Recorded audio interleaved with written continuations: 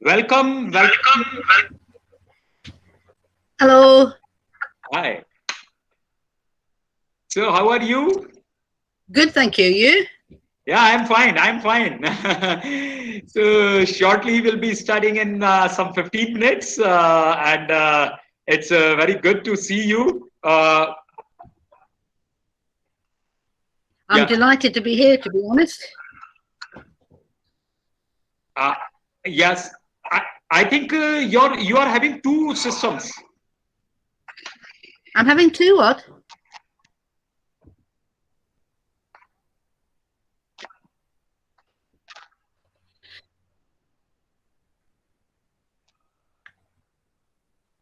Hello? Can you hear me?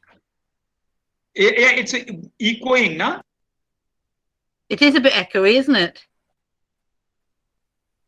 Yeah. Hello. Now you are getting my voice clear? Yeah, I'm hearing you. Can you hear me? Yes. Yes. Exactly. I can hear. I can hear. That's good. And you can see okay?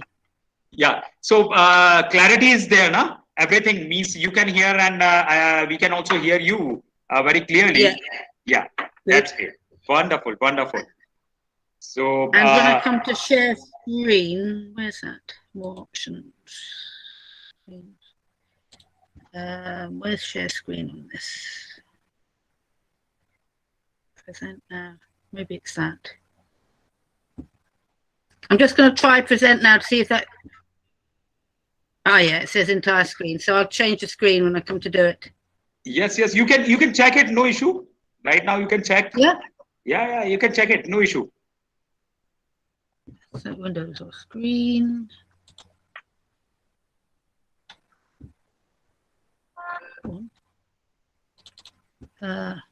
In the lower box, you will find that arrow.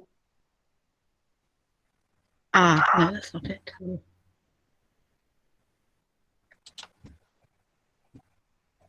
Mute website notifications while sharing. Now, right? Can you see that? Yes. So you can see my presentation there. Absolutely, we can see you. Yes, we can see. It's very clear and good. Yeah. So you can see the presentation. That's fine. Yeah, it's fine. It's fine. Perfect. I get confused by this 4.5 hour time difference. Okay. Yeah, 4.5 hours. Yeah. So you're now at. It's 3:45 right now. 3:47 in India. Evening hours. PM. Right, we're 11:17 in the morning. Oh. Welcome, Arunji. Welcome, Arun. Arun Soni ji from WF India. You are welcome here. Thank you, sir. So already we are having and Renu ji, namaskar. I can see you. Renu ji, you are working on the otters, and Grace madam is there, and you are doing your PhD on the otters of India, and you will find Grace to. Can you hear me? I can hear you. Renu, you are mute. Grace, here you will find Renu, who is a research scholar who is working on otters. Oh, good. Yes. That's good. Where is he working? Renu, can you introduce yourself, Renu? Hello, your mic is, you have to unmute your mic, Renu.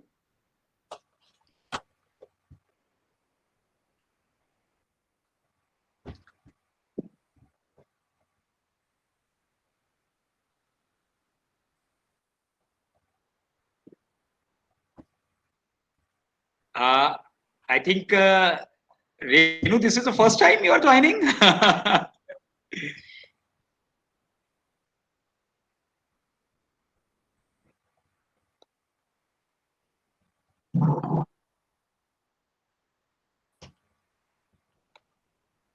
Okay. You will meet her afterwards, Grace. Yeah, we'll do that. I think she is facing some problem. Could not able to unmute herself, but she will be in your touch, and definitely today's your presentation will definitely will be a beneficial route for all the research scholars as well as the workers who are working here at East on wetland ecology and the authors, definitely. So That's good. How many people are you hoping to attend? Grace, in this particular Google, only we will be allowing 100 people, not more than that. But we are having almost 800 plus people attached with somewhat on YouTube and many more on the Facebook also. They are also using the other platforms, social medias. So we are having good. Yes. It's a great way to talk to people. Yes. So another technical persons, they are keeping eye on all the other media, so that at least if they are having any queries or questions, so they can immediately post here on Google. And if no question is there, no issue. Good. Arunji, can you throw light on here? Arun Soniji is representing WWF India in Rajasthan from Udaipur. And I think, Grace, you are knowing WWF, Worldwide Fund for Nature? Mm-hmm. Yeah, Arun Soniji is from WWF India. Arunji? Oh, good. Hi, Grace. Good. Hi, nice to meet you, wherever you are. Thank you, same to you. And very happy to see you. Where are you based? Where do you work? I am working in Udaipur, Rajasthan. Nice. So basically, we are working here for environment education. Wildlife education? Yeah, wildlife conservation and environment education is a basic our majorly depends programs on it. Mm-hmm. Education is so important. Yeah. So basically, I'll have to put you in touch with our education officer who does Team Otter, which I'll speak about it a bit, but it's for children to learn about the environment and how important wildlife is and through the Otter. So basically, we are working in the both term digitally and on grassroots level activities also. So we are associated with more than 1,000 schools in Rajasthan and more than 10,000 students. Gosh, that's a lot. Yeah. So right now, Grace, we are having Agarwal College, from where I am representing Agarwal Girls College. It's a college for girls education, especially focused on girls in the northeastern parts of Rajasthan. Have you been here in Rajasthan ever? I've never been to India, Oh. but my father was born in Kolkata. Okay, so yeah, so you will find our again hosting institute, Nisrani College. It is from Bengal, somewhat some 300 kilometers away from Kolkata. So yeah, I was the first of the family to be born here. All my older cousins and that were born in India. Right, perfect. So you are having at least forefather relations with India. Exactly. It's nice. Well, obviously had a close link with India through my family. So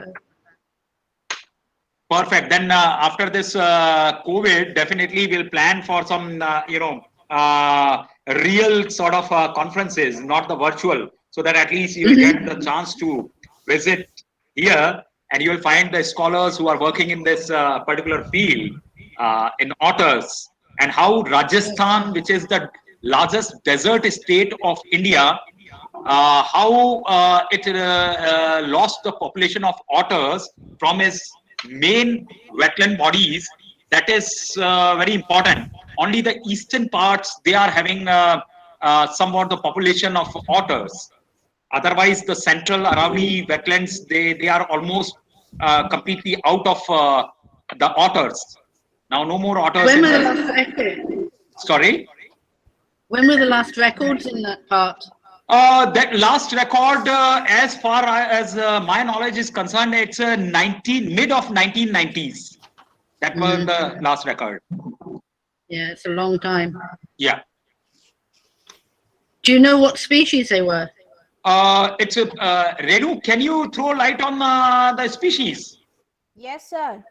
Yeah, Only please. one species of otter present in Rajasthan right now, smooth-coated otter, Lutrogale persipilata. That seems to be largely it for. I mean, there are 3 species in India, but smoothcoat is the one that's doing the best. Yes, 3 species of otters present in India, but only one species of otter present in Rajasthan, in Chambal River, Rajasthan. Yeah. And currently I am working on smooth-coated otter under the supervision of Dr. S.P. Mehra, sir. You'll have to email me with more information about what you're doing. Yeah, okay, ma'am. Okay, ma'am. Do you want me to give you my email address? Or Yeah. will it be okay, ma'am. circulated? It's very simple. It's Grace. Yes. I will circulate it. No issue. You'll circulate it. That's easiest. Yeah. Yes. Because anyone can contact me then. And will you be sending out a list of people who've attended as well? Or Yes. Definitely. That's excellent. You'll find all the list and everything, and definitely. Good.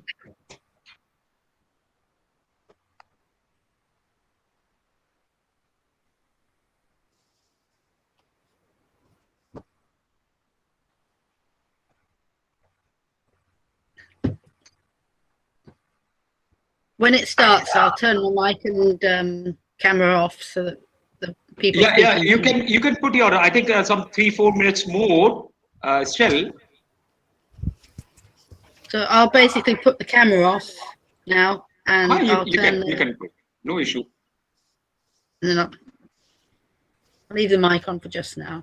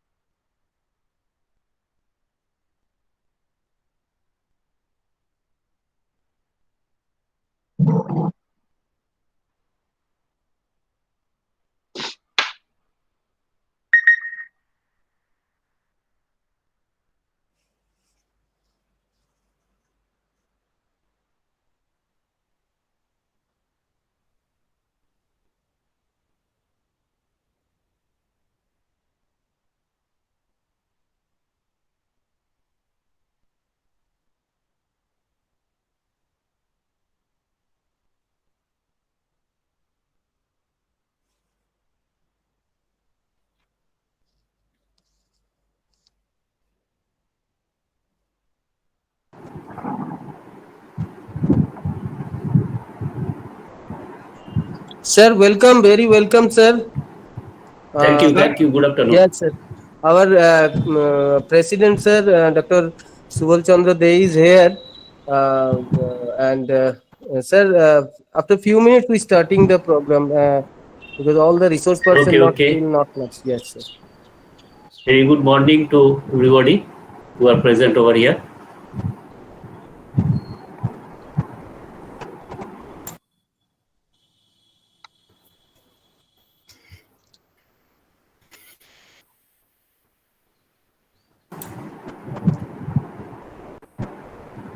Should I ask to Vice Chancellor sir to join? Yes, sir. Yes, sir. Of course.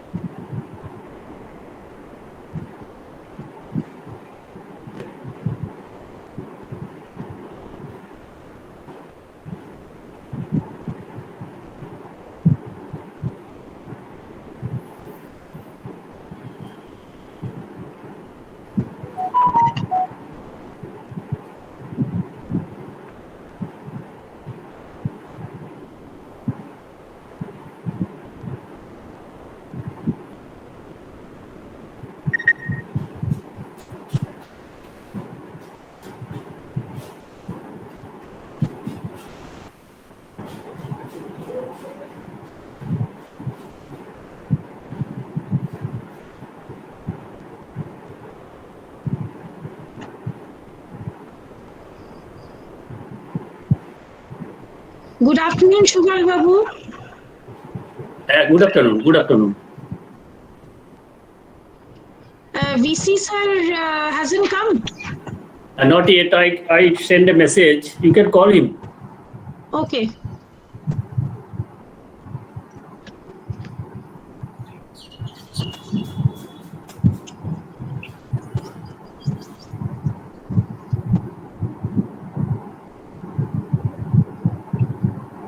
Oh, here is Margaret. Hello. Hi, Margaret. How are you? It's not clear sound, Margaret. The sound also not clear. Please check it.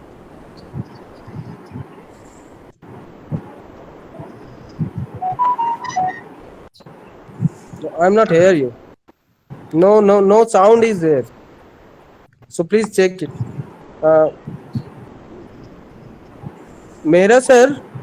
Yes, sir. Her sound is not clear actually. Margaret is here. Margaret, welcome.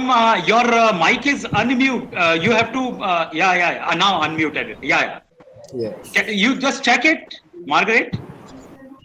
Hello. Hello, can you get me? Yes.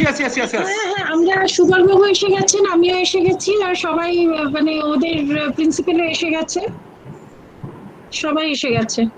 So welcome, Margaret. Welcome. Thank you so much. হ্যাঁ, join করুন। We are having right now Grace and Margaret with us, and I think more yet to join. But Madam Namaskar, Sir Namaskar. This is Dr. Satya Prakash Mehra. Yeah, Namaskar. VC sir is going to join just now, our chief guest. So please see that he joins. Okay, if we can, by which ID he will be joining, because I am getting a lot of requests, and I'm just. He's joining by his own name, I think, Deepak Kumar Kaur. Okay, I will just keep an eye. Yeah. So I got and admitted. Thank you.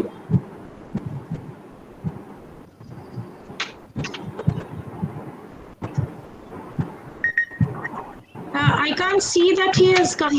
Yeah, he's there. Dr. Deepak Okay, sir. okay. Namaskar. Yes, joined. Yes, joined. Sir, Okay. good afternoon. Good afternoon, sir. BC sir. Good afternoon, madam. Good afternoon. Good afternoon. Good afternoon. Good afternoon to everybody. Good afternoon.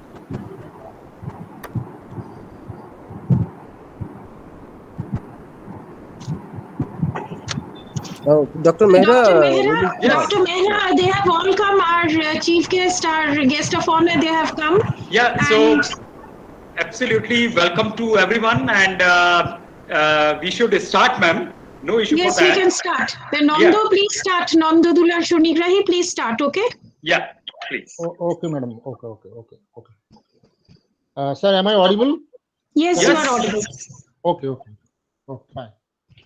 Good afternoon, esteemed guests, eminent academicians, most honorable speakers, members from administration, ladies and gentlemen, and beloved students across the globe.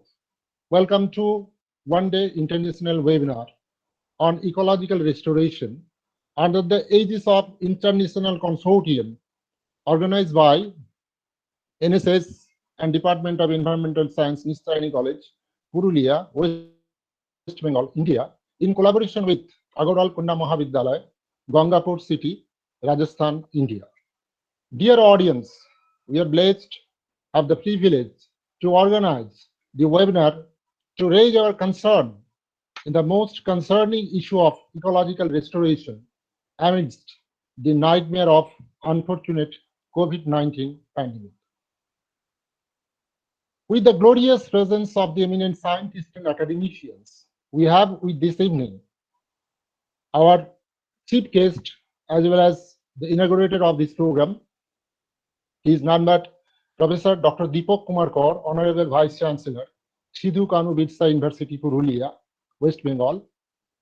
We have with us Dr. Subal Chandra De, President, Governing Body, Nistayani College, Purulia, and he is also the Controller of Examinations, Sidhu Kanu Birsa University, Purulia. We have with us Mr. O.P. Gupta, President, AS College, Gangapur City, Rajasthan. We have with us Dr. Indrani Dev, Principal, Nistayani College, Purulia, West Bengal, India, along with Dr. S.P. Mehra, Principal, AS College, Gangapur, Rajasthan. Along with this eminent guest, we have with a number of speakers with this evening, and they are Professor Dane Yang, Director, Asian Climate Change Education Center, Jian National University, South Korea, Dr. Grace Jackson, IOSF, United Kingdom, and Dr. Ben Jackson, Research and Education Officer, IOSF, UK, Mrs. Pramila Nag Hobbs from United States of America. Along with us, we have Dr. Sudeep Bhuya, NSS Coordinator, Sidhu Kanu Birsa University, Purulia, Dr. Mahinder Slaria, Associate Professor, Government College, Chamba, Himachal Pradesh, along with Dr. Jayant Chaudhary, Associate Professor, NIPRD, NERC, Government of India. In addition to that, Isha Bhakat from IIT Kharagpur. So, on behalf of our college, along with Internal Quality Assurance Cell, and from this virtual platform, I again convey my sincere thanks and gratitude to all of you in this auspicious evening. The main motto of environmental movement or environmental restoration is think globally and act locally. And it is the call of time as far as ecological restoration is concerned. This virtual platform is the right reflection of the motto of sustainable development, that is think globally and act locally. In this virtual diaspora, we are joining from the two different states of India, one from the eastern states of India, West Bengal, another from the western state, Rajasthan, who are sharing an ecological and cultural symbiosis. We have thousands Indian across the Indian subcontinents. We have speakers from South Korea, that is Asia. We have speakers from Europe, that is United Kingdom. And we have speakers from North America, that is from United States of America. So I believe that The motto of think globally and act locally has been rightly reflected in these particular virtual platforms. Before going to have the main inaugural programs, let me to share and convey some thoughts in this particular aspect.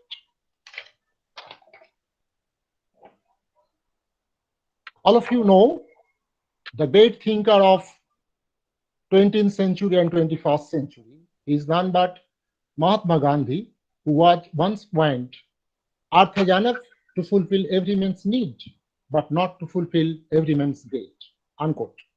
The main three P's, population, pollution, and poverty, are the great concern of 21st century, and we are pondering over the sustainable development. People advocate that industrialization has been good for humanity. It has fed billions, doubled lifespan, slashed extreme poverty, and by replacing muscle with machinery, made it easier to end slavery, emancipate women and education children, homeless to home. It has allowed the people to read at night, live where they want, stay warm in winter, see the world, and multiply human contact with 3G, 4G, and upcoming 5G internet access. Any cost in pollution, in habitat loss have to weighed against these gifts. Some argued cleaner is better, but not at the expense of everything else in life. As we infest the world with our team members, gathering the earth's bounty headless of its finitude, and foul our nest with pollution waste, we are hastening a pollution do not finish us off. And then surely the climate change will the last nails. Then comes the million-dollar question about environmental restoration, that is the ecological restoration, the process of repairing sites in nature whose biological communities interacting groups of various species in a common location and ecosystems which becomes vulnerable deserves much more attention right at the very beginning of the 21st century. In this context, we are very much privileged and honored to share our views with collaboration with Gangapur Women's College to have the exchange of opinion among the learned participants along with the brilliant speakers who are joining with us in these virtual platforms. In the beginning of these sessions, may I welcome our Honorable Principal Dr. Indrani Dev to convey her welcome address. Before going over to them, just let me to share one thing. Nisrani College Purulia, one of the most important girls' college, only one girls' college in this district, that is a proud privilege and honor of its heritage and culture. It has already cost 65 years in its journey, and as far as NAC certification, it is the A-grade college of entire Manbhum area. So over to Dr. Indrani Dev, Principal, Nisrani College Purulia, to welcome address in this virtual platform. Over to Dr. Dev, please. Thank you, Professor Shonnigrahi. It is my privilege to be able to be one of the hosts of the International Webinar on Ecological Restoration being held today, which is organized by the NSS and the Department of Environmental Science, Nisrani College, in collaboration with the Agarwal Kanya Mahavidyalaya and in joint collaboration with 16 partner associates of the ICNC. We are honored to have as our chief guest Dr. Deepak Kumar Kaur, the Honorable Vice Chancellor of Sidhu Kano Biswa University, Purulia, who has always encouraged us and joined us in all our programs and in all our ventures. We welcome him and express our gratitude to him for being with us today in spite of pressing duties. I know that he had other programs today, but he still managed to find time for us. At the same time, I would like to express my deepest regards to Dr. Shubal Chandra De, the president of the governing body of our college, who is also the guest of honor in today's program. His commitment to excellence in academic matters and in development in general, has always been uppermost in his role of mentor in our institution. Our other guest of honor is Mr. O.P. Gupta, President of the Agarwal Shikshan Sangstha. We are very glad to have you with us, sir, today. And I have a very special gratitude for our collaborator in this webinar, the principal of AK Mahavidyalaya, Dr. S.P. Mehra, without whom we could not have organized this international webinar today. He has assisted us in every step of the way, and I express my sincere thanks to him regarding this. I also have hopes of future collaborations with his college in different projects later on.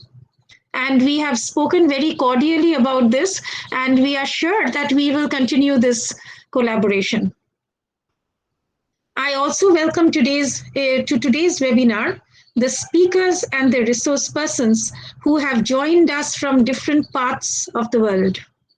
We have with us Dr. Dai Yung Jeong, the Director, Asia Climate Change Education Center, and also the Emeritus Professor of Jeju National University of South Korea. Dr. Grace Yorkson is also with us today. She is the Director of the International Otter Survival Fund in Scotland, UK, and with her we have Mr. Ben Yorkson, the Research and Education Officer of the International Otter Survival Fund. We have also Mrs. Premila Dixit Nag, who is an environmental activist from Las Vegas, USA. We welcome you all to today's conference, and we are very happy that you could join us today in today's program. This is a great privilege for our college and for our country. We also have with us Miss Adapo Margaret Minika from Victoria, now called Limbe, and also Dr. Jayanta Chaudhuri, Associate Professor NIPRD NERC, and Dr. Mohinder Salaria, Associate Professor of the Government College, Chamba, Himachal Pradesh. We welcome you all and hope you enjoy being with us today. I do not wish to prolong my speech today, for hundreds of participants are eagerly waiting to listen to our eminent speakers. And the subject is one of the most important subjects in the world today, ecological restoration. If through today's webinar, we can move even one step forward in restoration rather than destruction, if we can encourage today's generation to work even a little bit towards preservation of nature, if we can help the slightest in making people aware of the tremendous environmental dangers we are staring at nowadays, then I will believe that we have been successful in our effort today. So, over to Professor Shonigrahi again to call up the other speakers and our guests. And thank you again, everyone. Thank you, Dr. Dev. We're just listening to the welcome address on behalf of Nisrani College, Purulia. I convey sincere thanks to Dr. Dev once again. Now you know that Purulia is a district which belongs to the underprivileged areas of Jangal Mahal in West Bengal, having an area of near about 6,500 square kilometers, and it is deeply recognized for its huge biodiversity and the diverse peoples, along with proud privileged culture and heritage by the traditional Aboriginal peoples of these shores. The underprivileged stigma are now going to be removed. And we believe that education is the only weapons that can remove the so-called stigma that have been attached upon this district for a long period of the time. To educate the people in general and the common people in particular, in 2010, Sidhu Kanu Birsa University Purulia was conceptualized and got its birth. After 10 years of, that is 1 decade of this century, the university has got its recognition not only in Bengal, but also in India for its high academic standards and excellence. And to maintain this tradition of progress, the leader who is behind this is none but the Honorable Vice Chancellor of Sidhu Kanu Birsa University, Dr. Deepak Kumar Kaur. As far as teaching and research activities is concerned, he also belongs to this biological domain, and I myself know that he also belongs to botany, plant sciences. He has a extensive work and research in these particular domains. He has a number of good books and with a number of research publications, and he is now the administrative head of this auspicious educational institution of Purulia district. Now, may I welcome Dr. Deepak Kumar Kaur to inaugurate these programs and to convey his address in this virtual platform. Over to Professor Dr. Deepak Kumar. Sir, please. Thank you, Dr. Sanik Bhai. Good evening, ladies and gentlemen. Respected Principal, my friend, Dr. Indrani Dev, and respected President of the governing body of the college, my colleague, Dr. Subal Chandra Dev of Nistarini College, and respected President of Agarwal Kanna Mahavidyalaya, and respected Principal from that college, distinguished learned delegates, respected speakers from India and abroad, respected faculty members, respected IQAC coordinator, and dear students. I must first congratulate Nistarini College for organizing today's international webinar on ecosystem restoration, and that's too under the aegis of international consortia. An ecosystem is a community of living organisms in conjunction with the non-living components of their environment. And all of them are interacting in a system. These biotic and abiotic components are linked together in an interconnecting network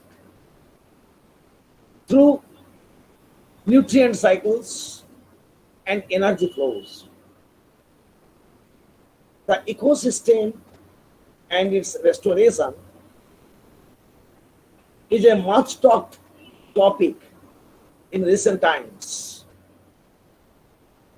And this year's World Environment Day has marked the launch of the United Nations Decade on Ecosystem Restoration 2021 to 2030. And in next 10 years, the United Nations, with the support of countries, partners, and people, want to focus on preventing and reversing the loss of degraded natural ecosystems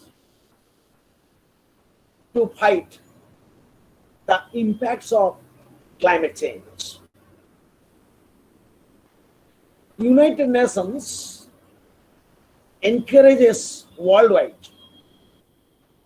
awareness and works towards improving the environment and to resolve the ecological restoration. We often talk about ecosystem and its restoration, but what it actually implies and entails, and also what one can do for it locally,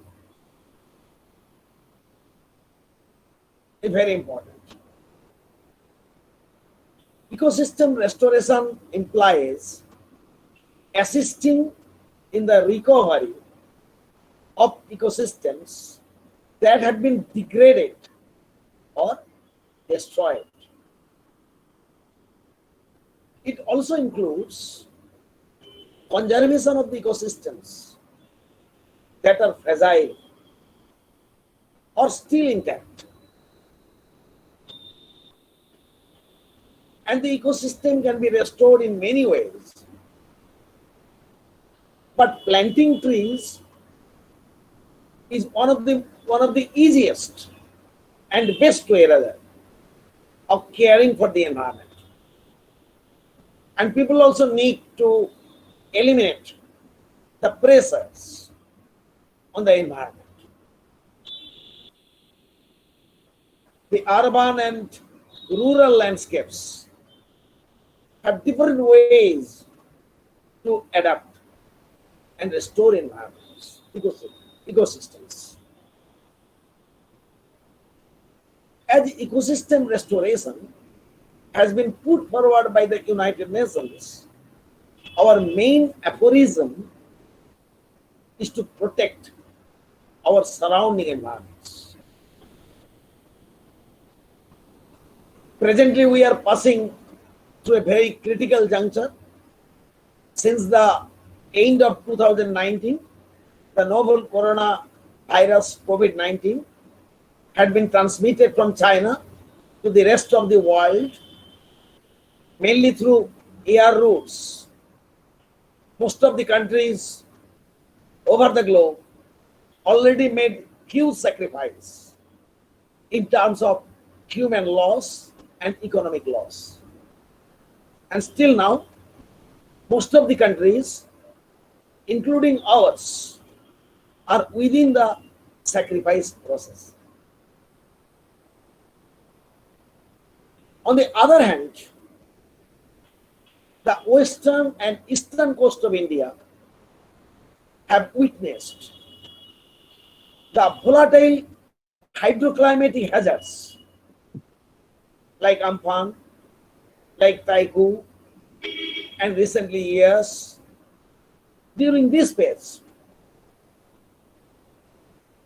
climate change and temperature rising make such instability in the nature and trigger the flurry of such landfall in the coastal India. From remotely sensed data, it has been observed that a huge inundation in the coastal West Bengal took place after these hazards, and life of the inhabitants become miserable. Now the question is, are we really needed of a kind of development in terms of ecological damage? The dunes, the mangroves cut out rigorously for coastal beautification, which was strictly prohibited under CRZ norms.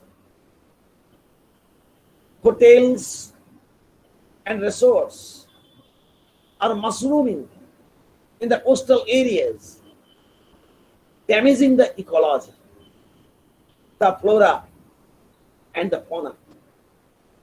We must be cautious in well advance. Otherwise, the coming days will be much more destructive. The call of ecosystem restoration by United Nations is very timely, and all the mankind must ensure that the future generations, where everyone can sustain their lives and livelihood. I hope today's deliberations will enrich our understandings on ecosystem and help more for its restoration. Wish today's webinar a grand success. Thank you all. Thank you, sir. We are listening the inaugural speech of our esteemed Vice Chancellor of Sidhu Kanu Birsa University, Purulia, Professor Dr. Deepak Ranjan Kaur. Rather, I can say we are not listening, rather we are enjoying a portrait of the disaster of ecology, which have been painted nicely by him in the context of the different kind of climatic aspects that have been occurred in and around India in general and West Bengal in particular. The climate change is a drastic effect which has severe effect upon the ecological content, and the need of ecological restoration is no doubt the call of the time that have been rightly articulated by our eminent speakers as well as the inaugural speaker, Professor Dr. Kaur. Thank you, sir. Thank you very much for your illumination in the context of this particular topic. And now we have with us our President of the governing body of Nistayani College, Purulia, Dr. Subal Chandra De, and he is also the controller of examinations of our affiliating university, Sidhu Kanu Birsa University, Purulia. We all know that Purulia is a land which has beautiful landscape along with high, rich biological diversity and its huge cultural heritage. Amidst this heritage, still we are suffering a lot in order to educate the people in general and girls in particular. And we are trying our level best, not only to educate the girls, but also to conceptualize the thought of education for their employment, employability, as well as for their holistic development. And under the guidance and inspiration, we have with us in our governing body, Dr. Subal Chandra De. Now, I request our Honorable President of the governing body, Dr. Subal Chandra De, to deliver his speech on this virtual platform. Over to Dr. Subal Chandra De. Thank you, Dr. Sanigahi. At the onset of my speech, first of all, I convey my gratefulness to Professor Deepak Kumar Kaur, Honorable Vice Chancellor of Sidhu Kanu Birsa University, for giving consent to inaugurate this international webinar. His presence will surely add extra flavor to this prestigious function. In this grand occasion, we have three eminent speakers with us: Professor Dai Yoon Jeong, Director of Asia Climate Change Education Center, South Korea; Dr. Grace Yakson, IOSF, United Kingdom; Mrs. Temilla Nag Hobbs, USA; and also there are some academic persons from India and abroad. Dr. Sudeep Bhui, NSS coordinator of our university, and other academic persons present over here. On behalf of the authority of Nistayani College, I must convey our warm welcome to all of you and regards. Thanks and regards are also due to our organizing partners, the authority of Agrawal Konna Mahavidyalaya, and 16 partner associates, ICNC. Respected President Mr. O.P. Gupta, Agrawal Shikhan Sansthan, Gangapur City, Rajasthan; Dr. Indrani Dev, Principal, Nistayani College; Dr. Satyaprakash Mehra, Principal, Agrawal Konna Mahavidyalaya; respected faculties of both colleges and the universities, including ours, and other dignitaries present across the globe, and my dear students.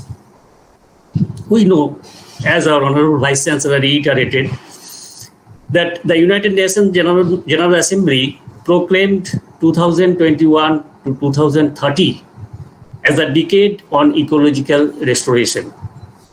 This is a call to all governments, all agencies, all communities, and all individuals of the globe for preventing, halting, and reversing the degradation of the ecosystem worldwide for the benefit of people and nature. Their declaration came of as there has never been a more urgent need to revive damaged ecosystem than now.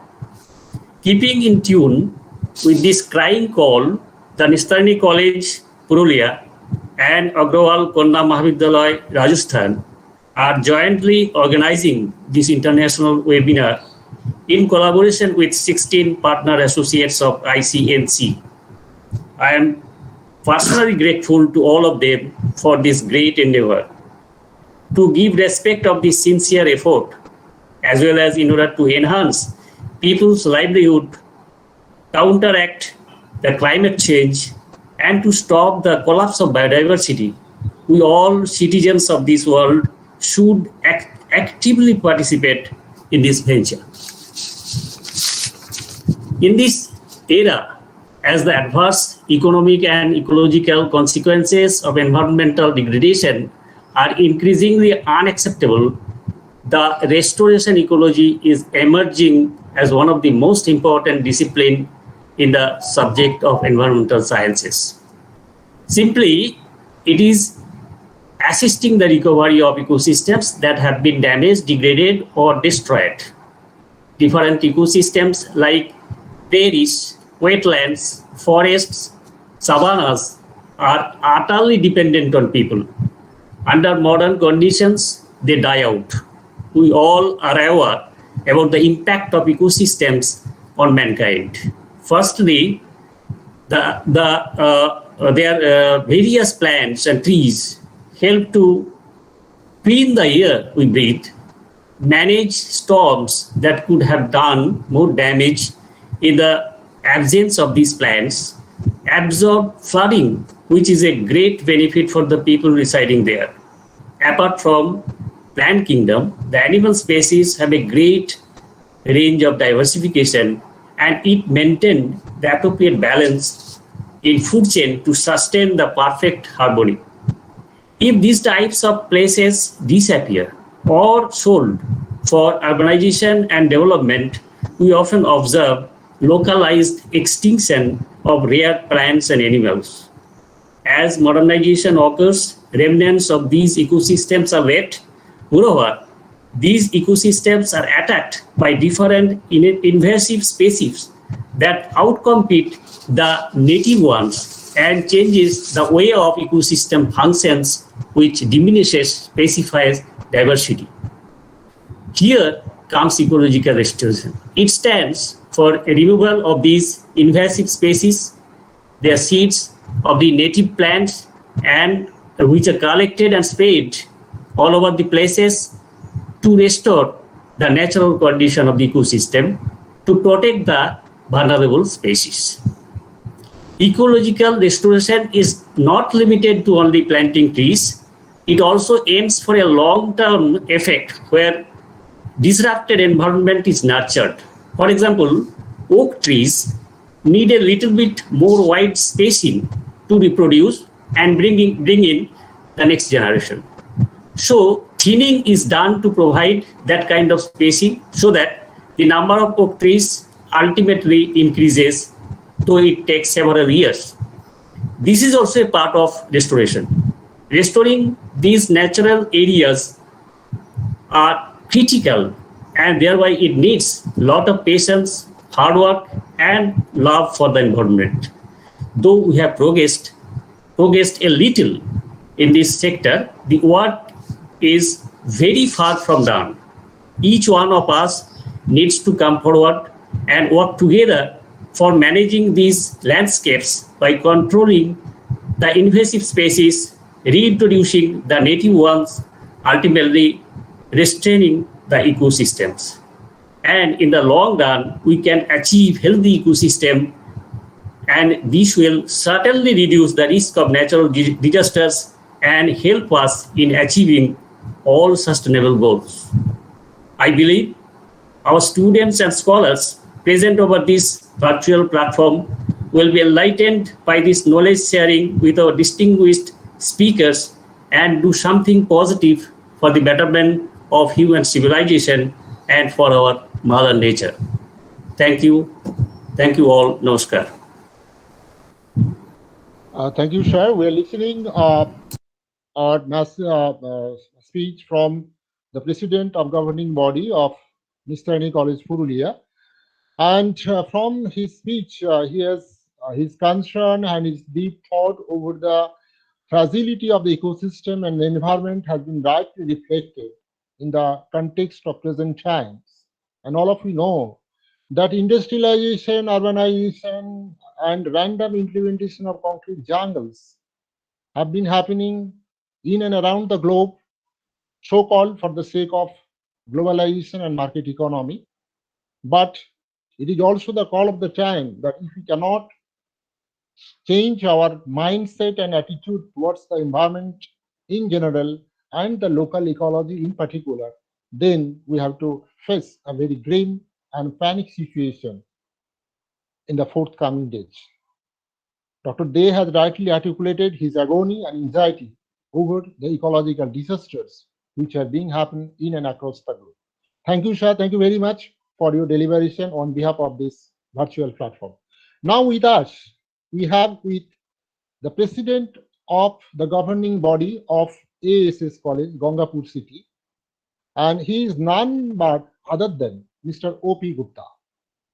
We all learned that Gangapur City is belong to the eastern part of the Rajasthan, very close to Shuai Madhipur, and I have visited the informations of these particular areas, and I have found that both the city, Gangapur city, along with our Purulia town, they have a very close association as far as the demography is concerned, along with its ecological tunes. So I think we can share our symbiotic attitude in this respect as far as the academic attainments in general and underprivileged girls' child in particular.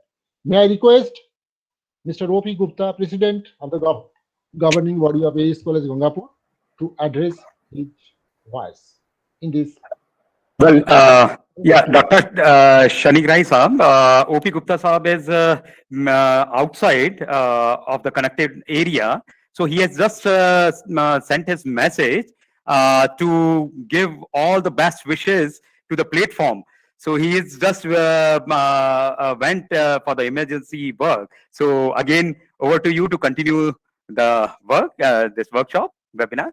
Over to you, Professor Shanik Rai sir. Okay, sir. We convey our sincere thanks and gratitude, and we are very much sorry not to have in these virtual platforms. If we have, it will be a great pleasure for all of us who are belong to this particular domain.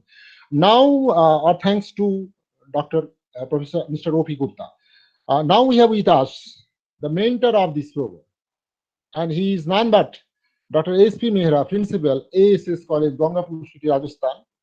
And as a retrospect of organizing the international webinar, I have learned that one of our LSS coordinator and the teacher of the Environmental Science Department, Mr. Priyabrata Mukherjee, have in close contact with Dr. S.P. Mehra in order to organize as well as to materialize this kind of international webinar, even during the COVID-19 pandemic.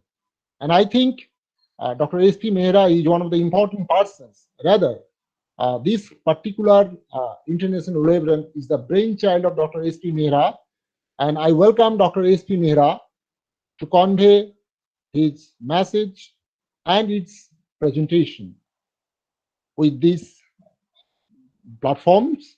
So welcome to Dr. S.P. Mehra, and he himself belongs to not only principal, he is also associated with different other cultural and socio-economic bodies, like he's the advisor of Rajputana Society of Natural History Rajasthan, along with other philanthropic activities he's carrying on in his lifelong journey. So welcome to Dr. S.P. Mehra sir, please. Thank you once again, Professor Shanik Rai Saab. And Really, I'm thankful to Nisrani College. So I will not take much time, but welcome to Dr. Deepak Kumar Saab, VC, SKBU, then President Dr. Subal Chandra Dey Saab, and of course Dr. Indrani Ma'am, and the whole of the Nisrani team right now who are present here. We are having the speakers with us already. It has been mentioned.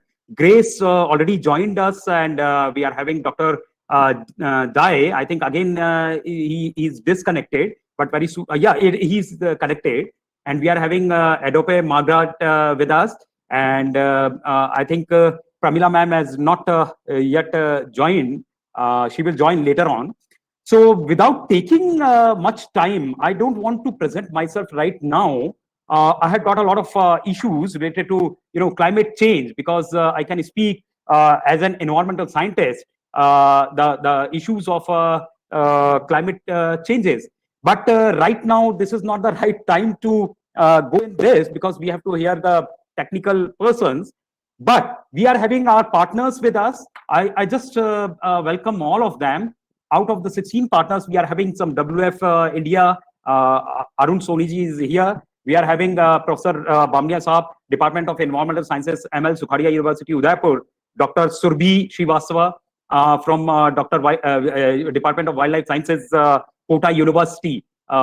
She is also there. Then we are having Dr. Jayanta, who is also joining in later on. Dr. Slaria ji from Himachal Pradesh. And of course, many people.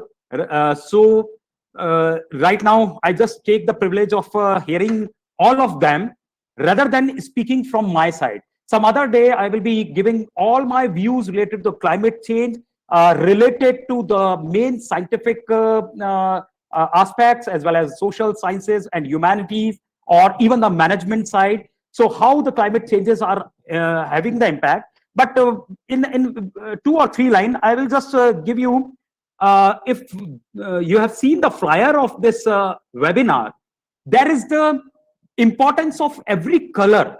The color combination on this flyer is representing the decadal theme of what the UN has mentioned. So that is the importance of that particular flyer.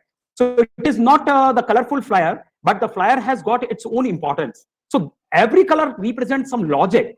So whosoever has got the flyer, I will say that you just learn many things from the flyer of this webinar. That is only I have to say right now. So over to you again, Professor Shanigrah, because already we are running out of time. So to maintain the time, over to you, Professor Saab. Okay, thank you, sir. Just before going to the business session, I just call Professor analysis coordinator of Sidhu Kanu Biswa University, Dr. Sudeep Bhuiya, to convey his message in this virtual platform. Over to Sudeep Bhuiya, sir, for a few words in this occasion.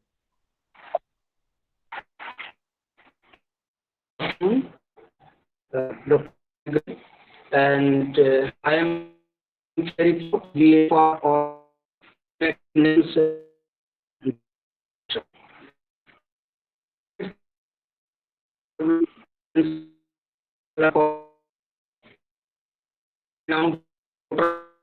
and so I confirm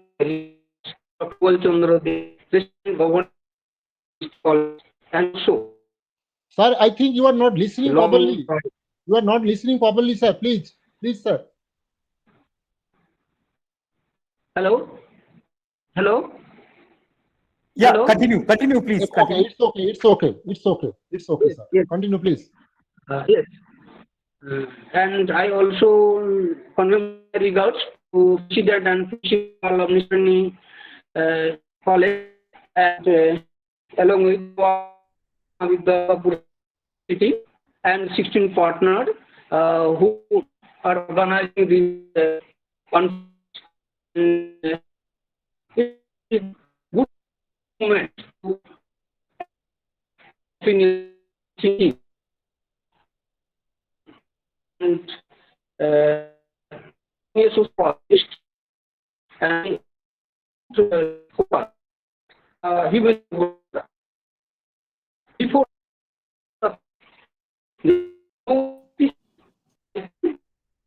I think little bit programs are for, I think, yeah. He can deliver his speech later after the completing the program. Yes. Okay, sir. I think you have a poor bandwidth.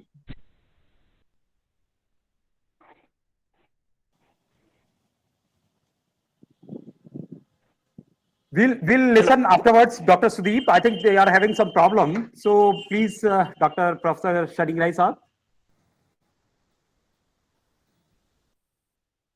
Okay. Sir, yeah, sir, Sanigrai sir, please go on. Yeah, there is a little bit problem. So Okay. it. I think Dr. Bhia has some sorts of problem as far as the bandwidth is concerned. So he'll be invited later on whenever this problem will be over. So I think that as far as the schedule is concerned, we have just crossed the inaugural programs, and now we are going to switch over from inaugural program to the academic program, that is our business programs, as far as the schedule given on the flyer. And now may I request Dr. Mehra to continue the rest of the this webinar. Over to Dr. S.P. Mehra sir, please. Thank you very much, Professor Shanigra sir. And I think already Professor Jeong is there, and Dr. Slaria ji. I would like to invite Dr. Slaria ji, please. You just take over the platform and introduce, and please continue, because already, yeah, Dr. Slaria ji. Yeah. Thank you very much, Dr. S.P. Mehra, and gratefully acknowledge the invitation extended by the organizer. And I'm very happy to share with you one of the prominent speaker of the session, and he is Professor Dai Jeong. He's Director, South Asia Climate Change Education Center, South Korea.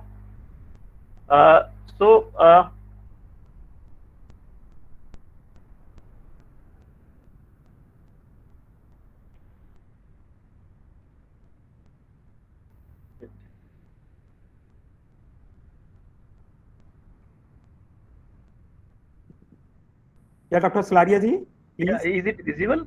Yeah, we are in. Please continue. My PPT is visible. My PPT is visible? No. I'm sharing my. Yeah. No, PPT is not visible. Now? No, the PPT is not there. Yes, yes. Now it's clear. Yeah. Yeah. Now thank you. Thank you very much.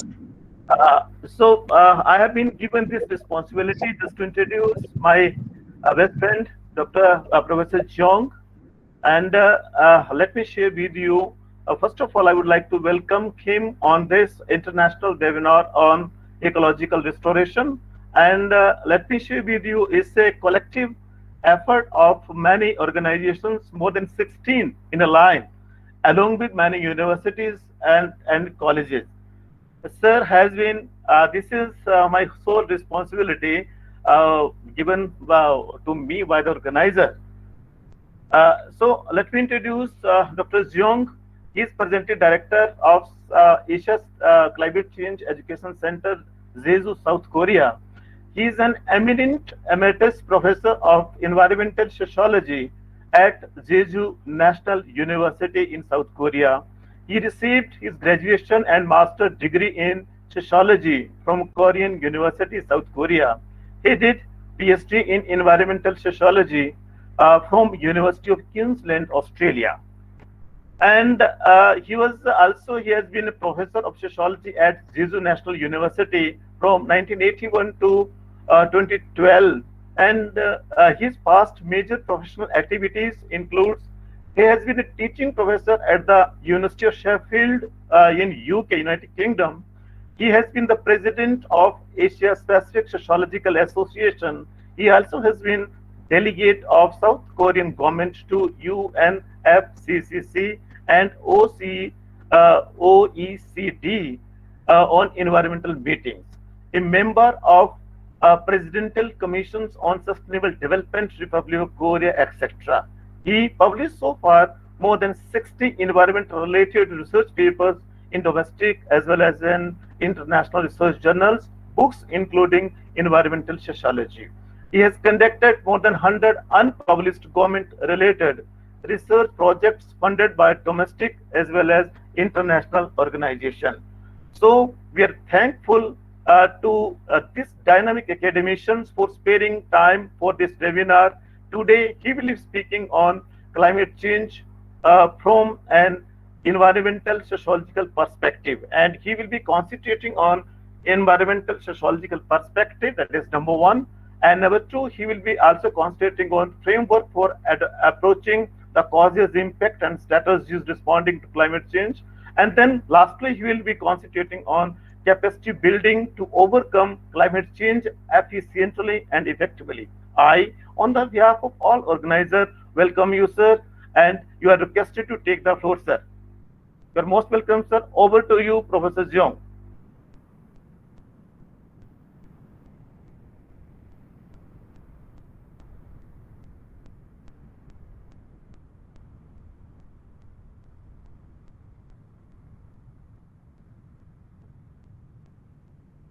Professor Jeong Saab? Yeah, Professor Jeong, over to you, sir.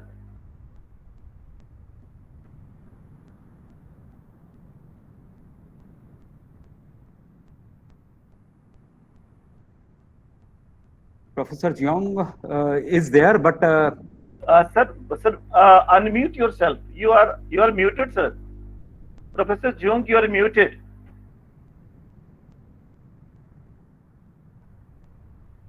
Professor Jeong, you are muted, sir. Please unmute yourself.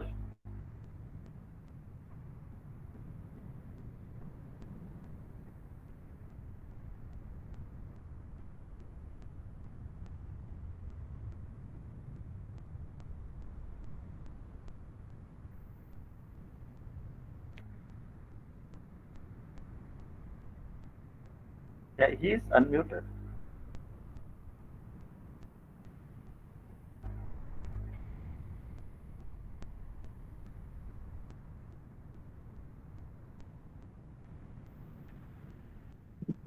Professor Jeong, no, we can't hear your voice.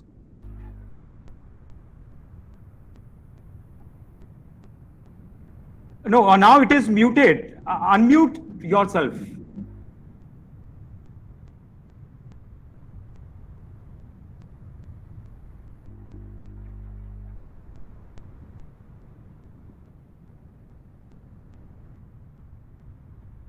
Now speak. You are unmuted now. Yes, you are unmuted, but we can't hear your call. Again, you are muted. Professor Jeong Saab, there is...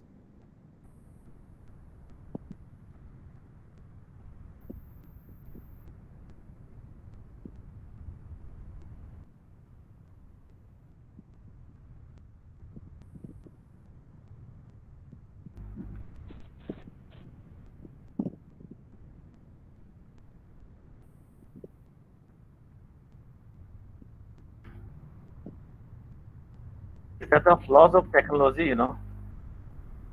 Yes, I think he's facing some challenges. Can we? You drop the message. Your Grace is also waiting there. Yeah. So if you can. I can hear you all. Yes, but we can't hear you, Professor Jeong Saab.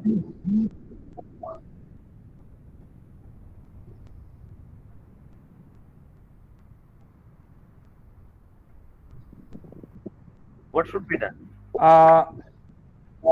Okay.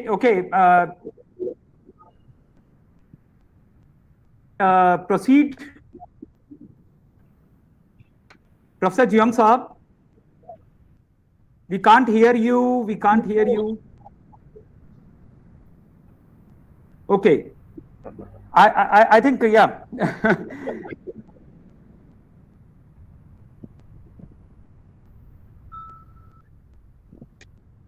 He's muted. Sir, you are muted, sir. Professor Jeong is muted. he could not able to. I think he's facing some technical challenges. Is there someone Please, who can solve it? someone tell him what to do in his private phone? Okay, Can okay. someone call him to tell him what to do? Yes, yes, yes. We are trying his phone also, but I think there is an issue.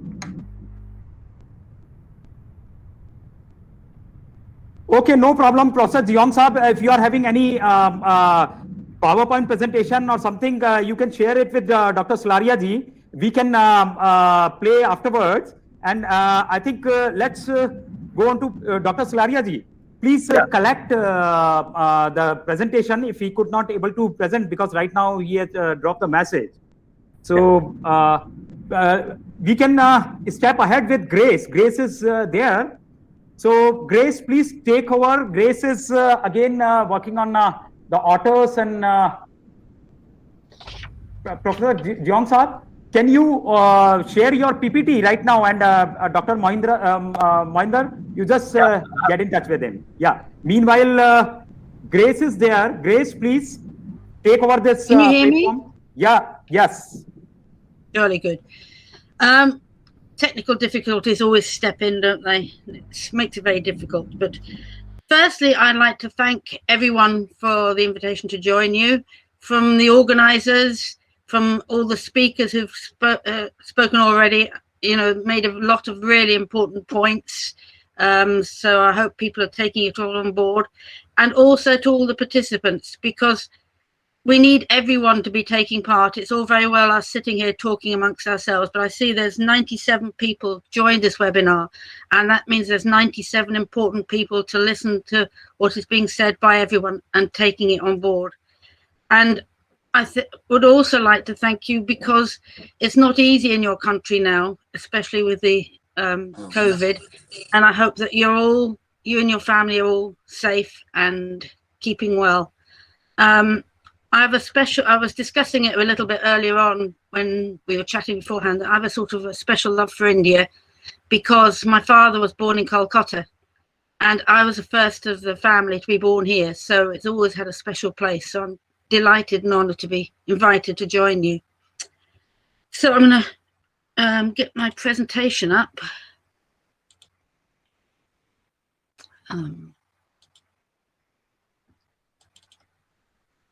Meet screen.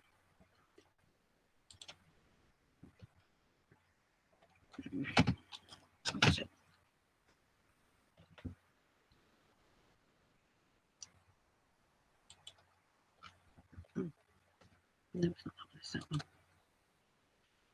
Can you see that? Yes, yes, we can see. We can see clearly. Good. Please. I'll do the slideshow then. As you can see, I am the director of the International Otter Survival Fund. We're based on the Isle of Skye, which is off the west coast of Scotland, and it's probably as different as it can be from India. We're a small island off the west coast, and it's pretty cold. We have about 10,000 people on our island, and we work mainly on otters, but the webinar is to do with the ecosystem. So I adapted this presentation to look at their role in the ecosystem and what we can do for ecological restoration. Now, when we talk about ecological restoration, what do we actually mean by it? According to one dictionary definition, it's ecological restoration is a process of assisting the recovery of an ecosystem that has been degraded, damaged, or destroyed. And that really means by man. So how do we go about doing that? Well, first of all, we need to know what this ecosystem was like in the first place. We can't change things to what we don't know. We have to know what water systems were present, the landscapes. Was it desert? Was it forest? And then once we've identified that, we can say, well, okay, well, what flora was present? What fauna? And we need to know these things because we want to get the ecosystem back to as it was as much as possible. Then we have to consider what impacts we're going to have, both positive and negative. If we're restoring the ecosystem, what benefits is that going to be on the environment? We assume it's all going to be positive, but we have to bear in mind lots of other issues. We have to consider what about the species that have developed while in the new ecosystem. Are they at risk? Native predators can control invasive non-native species, but they also impact on prey species. We have to consider, as has been mentioned already, the local people and their livelihoods. It's very beneficial, but we also have to work with them to make sure that we aren't pushing them out the way. And unfortunately, it always comes down to economics. Now, I read this paper yesterday. If anyone wants a copy of the full paper, just get in touch with me, but it's a useful one. And it starts by saying recent advances highlight the potential for predators to restore ecosystems and confer resilience against globally threatened processes, including climate change and biological invasions. And that's really what this webinar is all about. This is a diagram taken from the paper, and it's from Scandinavia, and the wolf and the lynx were killed off. And so the red fox expanded, and this had a negative impact on the Arctic fox. So as wolves and lynx have started to come back, they've been preying on the red fox, which has allowed the Arctic fox and pine marten to recover more. In our country, for example, Eurasian otter declined an awful lot, largely because of pesticides, and that allowed the American mink, which is not native in the UK, to expand. Now that otters are coming back, they're competing with the mink, and they did think at one time that it was the mink keeping out the otters, but it's actually the otter that can help to control the mink. But it's all a very complex situation. So how do we go about doing this? You could identify the priority areas. With the best will in the world, you cannot solve every ecosystem. You've got to identify funding sources. That's never an easy one. And they will want to know where they can get the most benefit. Sometimes you can put money into all sorts of projects and it just doesn't fix. So you've got to make sure your project does do what it says. For example, in Switzerland, they tried a reintroduction of otters in the late 70s, and it failed because the water quality wasn't right. So if you're going to do the habitat restoration, you've got to check all these things. Now in Switzerland, the otters are coming back naturally because they've started to clean the water more, but it's a long process. You've got to think of removing invasive species such as water hyacinth. I know this is a big problem in lots of parts of Asia and Africa, as it just clogs up all the waterways. Species reintroductions. If you're going to do that, where are you going to get your source animals from? And what will be the impact on species already present? Because in our country, they're talking about bringing back lynx, but we haven't had big predators like that. So what's it going to have impact on things like the deer and on the people's livelihoods, like in our country, on the sheep? And one of the most important things, I think, is you've got to involve the community.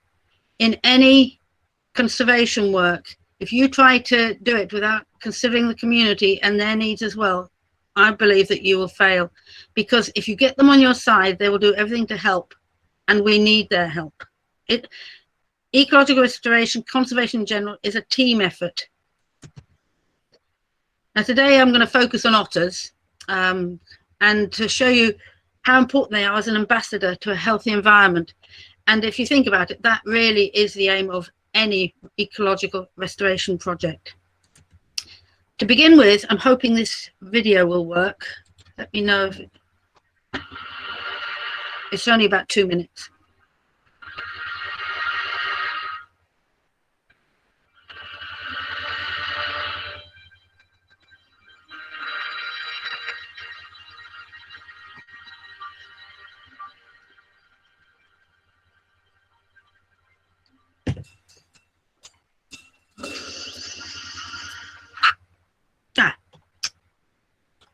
Oh, it's cut out. I'm sorry about that. I'll just carry on without it. There are 13 species, all listed in the IUCN Red List. Maybe I can show you the video at the end separately. And you in India have 3 species.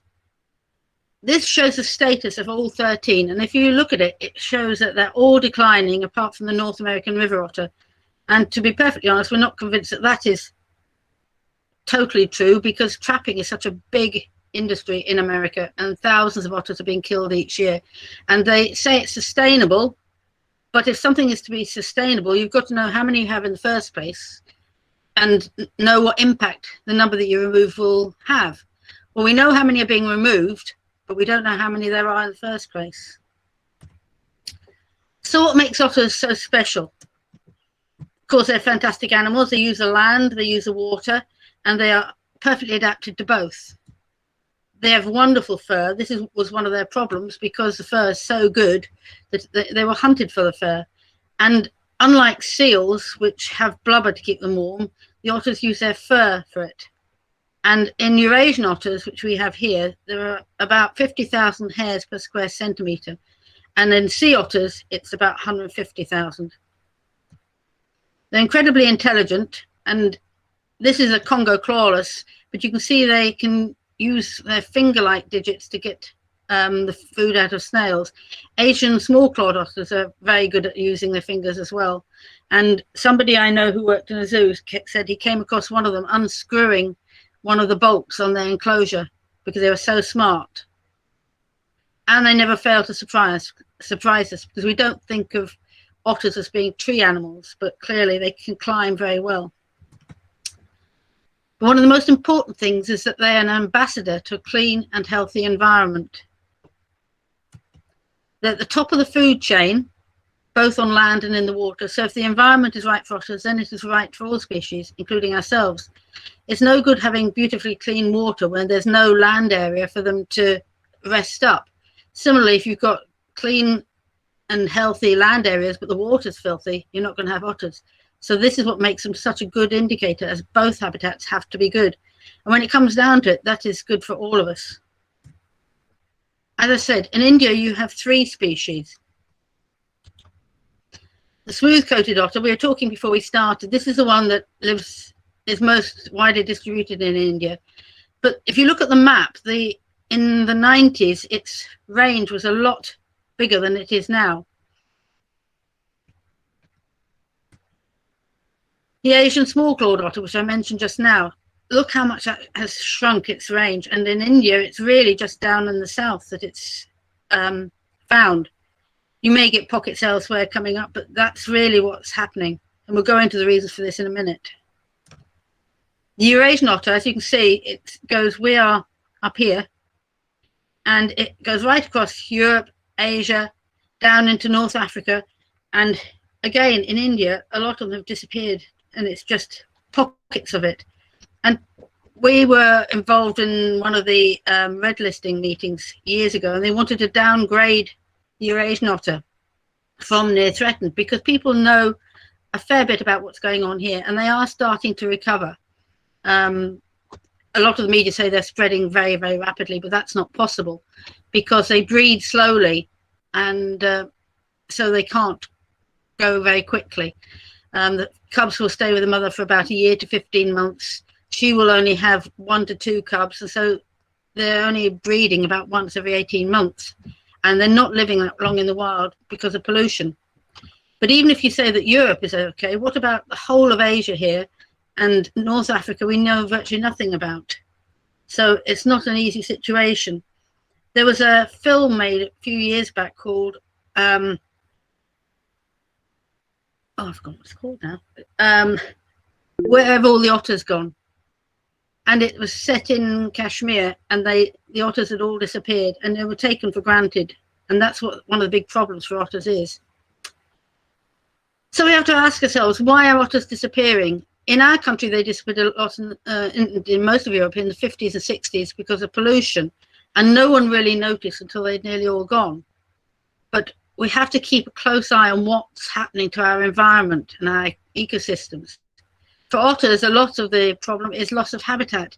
You've got deforestation, dams are blocking the rivers. The Mekong and Tonle Sap in Cambodia has dried up a lot because of the dams further up the river. You've got human encroachment, you've got big plantations taking away habitat, and sand mining affecting the rivers and the spawning areas for the fish. This is the Aral Sea in Russia, and climate change is obviously an important thing too. Look at the difference between 2000 and 2014. It's only 14 years, and yet the water body is now a tiny little trickle here. And obviously from otters' point of view, that's no use to them. They need to have both habitats. And that's why we need to protect the habitats and look into how we can reduce our impact on climate change. Otters are also disappearing because of disturbance and being killed on the roads, because roads are put across the home range of the otter, and the otter is the same with all species. They don't understand these tarmac things, and otters will, for some reason, they don't like going underneath tunnels or underneath bridges, so they go up and over, and that's when they get hit on the roads. There's conflicts with people. Sometimes they die in fish traps. These are more accidental cases, but sometimes it's also deliberate, where some fishermen may regard them as being a pest, trap them and kill them. There's pollution, of course. There's chemical pollution, PCBs and these other chemicals that I'm not going to try to pronounce. And there's also endocrine disruptors, and these are found in many personal products, such as shampoos, toothpaste, and the plastic bottles, and all this sort of thing. And they have an effect on the reproduction. Cardiff University did work on this and found that the sexual organs of the male otter was being affected by these hormone disruptors. And of course, this can have a knock-on effect for all species, and again, including our own.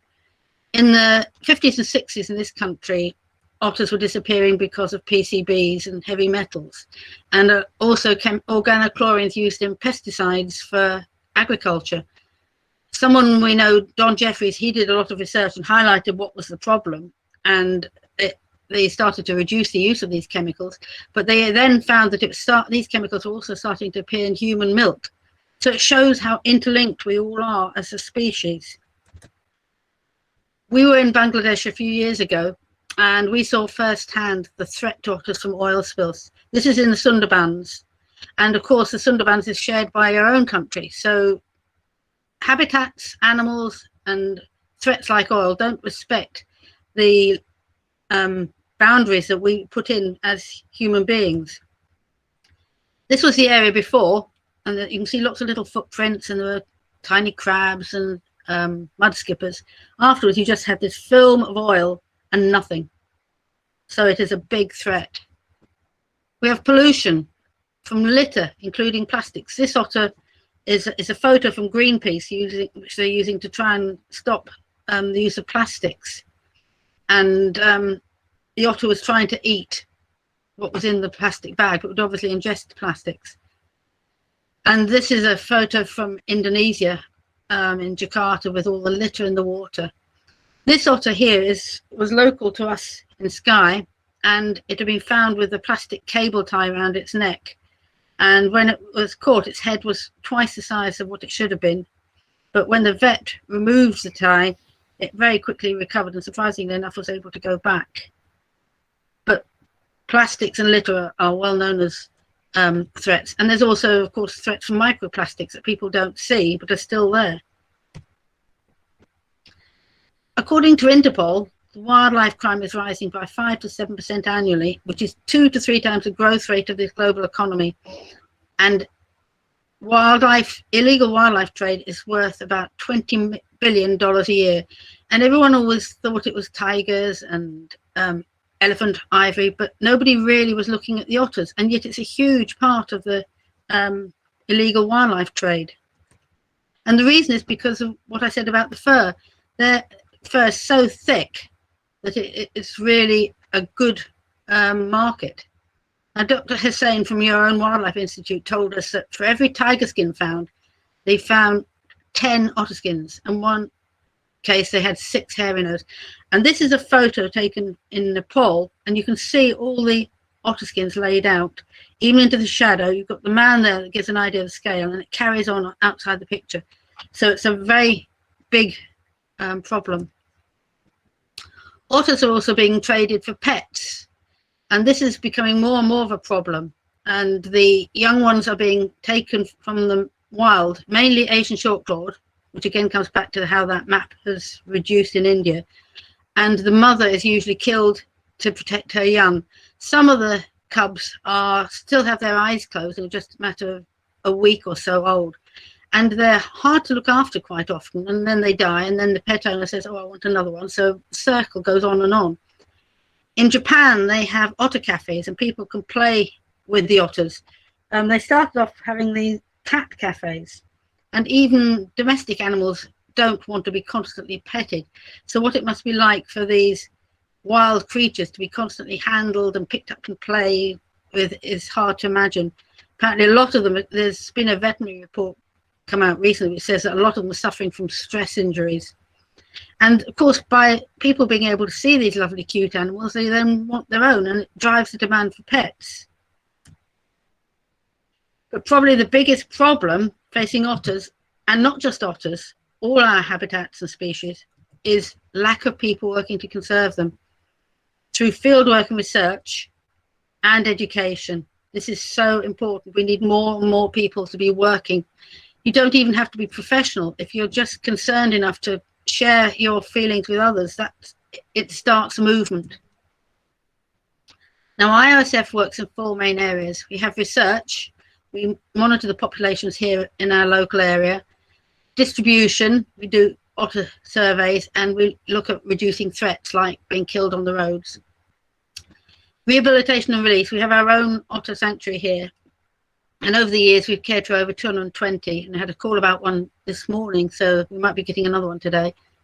And we've supported people doing this sort of work in 45 countries worldwide, including places like the Philippines, India, Chile, Guyana, Congo, Democratic Republic of Congo, various different countries worldwide. As I said, education is crucially important, and we produce an annual journal which comes out in May, and you can download it on our website if you want. The new one's just been uploaded, so if you want to see the new journal. And while I'm saying it, if anyone would like to submit a paper, please do contact us, as we're always welcoming papers on any aspects of otter work. We have World Otter Day, which is the last Wednesday in May in each year, and this year it was the 26th of May. We have international training workshops. Team Otter is our children's education program, and community education and awareness. I'll look at this a bit more in detail in a moment. And of course, we were trying to reduce the illegal trade. A lot of the illegal trade is driven by poverty, because if you're a fisherman and some otter's getting in and taking your catch or ripping your nets, and you can sell this otter either for fur or as a pet and remove the pests, then that's a double benefit. So we have to then go back to education. And this is a map showing where we've been working. The blue shows where we've had projects in the past, and the sort of orangey colour is over the last year. Projects over the time has included the hairy nose in Vietnam. The names of all the otters are very simple, so it makes it quite nice and easy. Hairy nose is because the rhinarium, or the black bit of the nose, is hairy. Cape clawless in South Africa, we looked at the diet and ecology of the marine otter in Chile. Stopping the fur trade North American river otter, this is something that we're constantly working on, and one of the papers in our new journal is a review of what the status of the trapping is, and support for a Congo clawless otter, Nepal smooth-coated otter surveys, and raising awareness of otters in fishing communities in Karnataka. World Otter Day was started by IOSF in 2009. It was originally Otterly Mad Week, then it became International Otter Awareness Day, which we thought was a bit of a mouthful. So in 2016, we changed it to the World Otter Day. Now, every year, in the earlier years, we used to have various different events like walks, talks, sponsored things. And of course, with COVID, it's had to change. So this year, it's been largely digital. We've had webinars we had our own webinar which had speakers from Mexico, Tanzania, Nepal, and all sorts of different countries. And then we also took part in other webinars in Zimbabwe, Morocco, and various different other webinars. And we see webinars as a really, really useful tool. for the IOSF webinar, we had people from 65 countries, and there's no way you could get those people together without using a digital platform. And that's what's so good about this event of yours today, that, you know, we can attend without all the travel and all that impacts on climate change. And we can share this information with you, and we can learn from what you have to say, because learning and education is always a two-way process. We've had many training workshops. They originally started to work to combat the trade, but so we started in Asia, Cambodia, Indonesia, Bangladesh. Then we had the first one in Africa, which had 10 sub-Saharan African countries attending. And when we went, it was held at the Rangers College that trains all the rangers in sub-Saharan Africa. And the principal said to us, "I don't know what you're coming here for. We have no otters in Africa." Well, they've actually got 4 species. And so it shows how much education work needs to be done there as well. We had one in China in 16, Laos 18, and our most recent one was in Guyana in 19. We're meant to be having one in Thailand last year. That got put off, and we're meant to be having one in Malaysia in September, but we're hoping that can still take place next spring. The training workshops have a combination of indoor sessions where we can learn about the identification of species, distribution, biology, ecology threats, but that's no use if you don't put that into practice. So you have to have field training where you can identify the footprints, the feces or spraints, how to use camera traps. And if you're really lucky, you can then maybe spot otters in the wild. Community education, as I said, is really important. This is a project in Karnataka that was done with a local fishing community to get their understanding of what otters are about and why it's so important to preserve them. And the work, this was done in 2012, and the impact of it is still ongoing. We firmly believe that educational projects have to be led by local people. And in our training workshops, the idea is to train local people to go out and do education, research, monitoring, because there's no point us turning up to tell people how to look after their environment, how to look after their wildlife. It doesn't work. You've got to have local people who understand the community, what their needs are, what the climate allows, what the culture allows, and all these sorts of things. It has to be from local people, because then they will listen. It's like in Tanzania, one of the participants, he goes out to the local fishing community and they listen to him, and he's had them taking out traps for otters because they will listen to one of their own.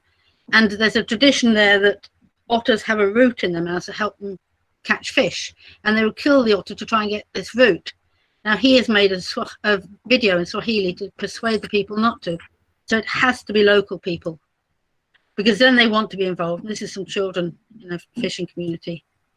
Team Otter is our children's education program, and Ben is responsible for running that. He couldn't be here today. And we've got teams locally in Skye and elsewhere in the UK, Montenegro, Nepal, Laos, Bangladesh, and there are plans for more to come as soon as they can get together because of COVID. But we would love to see another one coming in from India. So that's an invitation to all of you. I know Mahatma Gandhi's already been quoted today, but I'm going to quote another bit. He said, "The greatness of a nation and its moral progress can be judged by the way its animals are treated." We changed that to read, "The greatness of a person and his or her moral progress can be judged by the way he or she treats animals." Not just pets, but about wildlife and our environment. And we have a moral duty to care for that. So I would like to end by saying that otters in India, and in fact all your species, are in your hands. And don't ever think that you're too small to have an impact. Every individual can make a difference. There's a lovely story about a man who planted trees, and every day, he lived in a sort of desert area. Every day he went out, collected acorns and planted them, 20 a day. And then in about 20 years' time, he had a forest, and that was just on his own. So if our forest could be through social media, telling people about things. We have to spread the word about caring for otters, caring for wildlife, and caring for our environment, because it's important for us all. So let's all work together. And if anyone wants to contact me, I believe my email is going to be put out. If anyone wants a copy of that paper, I can send that to you. And I just want to say thank you. Thank you very much, Grace. Wonderful indeed. I will say that how the climate change is affecting, because already we are having questions here, but due to shortage of time, we could not able to just go through. But I will request to get the contact of Grace, and that will be circulated also right now. So climate change, basically in India, we are having a lot of habitat alteration, and the wetlands are going down, and that is the prime cause in Rajasthan to lose the population of otters. And how we are losing the these otter population is completely the alteration of habitat. And climate change, this is affecting the monsoonal pattern, as well as due to the change in the monsoonal pattern, the water flow is going out, and there is a lot of issues again working in this direction. But a wonderful presentation by Grace. Definitely we will be all with you in India to represent IOSF as well as the otters. And already Renu, the aspiring doctoral scholar, will be here, and she will be part of your complete mission. And Nisrani College as well as Agarwal Girls College, both of them, they are with you along with our 16 partners. The whole of these partners are with otters to protect it, the habitats of otters. So again, not taking much time, Mohinder sir, if you can present within a short time Professor Jeong's gist, so that we can maintain the time limit, and we can give the chance to other two speakers to at least present. Over to you, Salaria.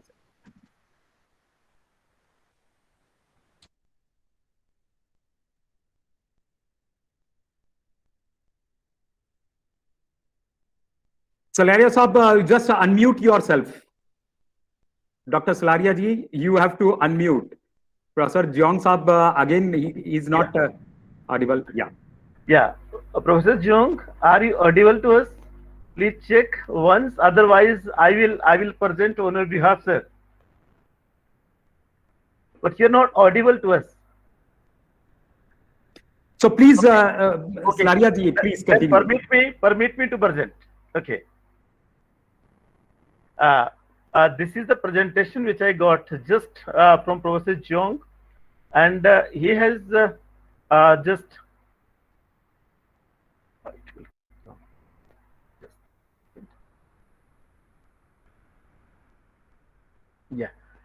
so the topic of his presentation, I will wrap up in a few minutes, and because he has this presentation has been created by him, so I don't have any many ideas how I will be in position to present his presentations. But being an environmental sociologist myself also, I will try to do justice what he created for us all.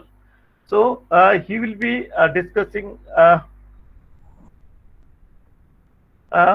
This will be the main framework of his presentations, and the main key points on climate change, and what is environmental sociology perspective on climate change, basic framework for approaching climate change, approach to causes of climate change, and approach to impact of climate change, and then approach to establish of strategies responding to climate change, and then last one would be concluding remarks in form of capacity building.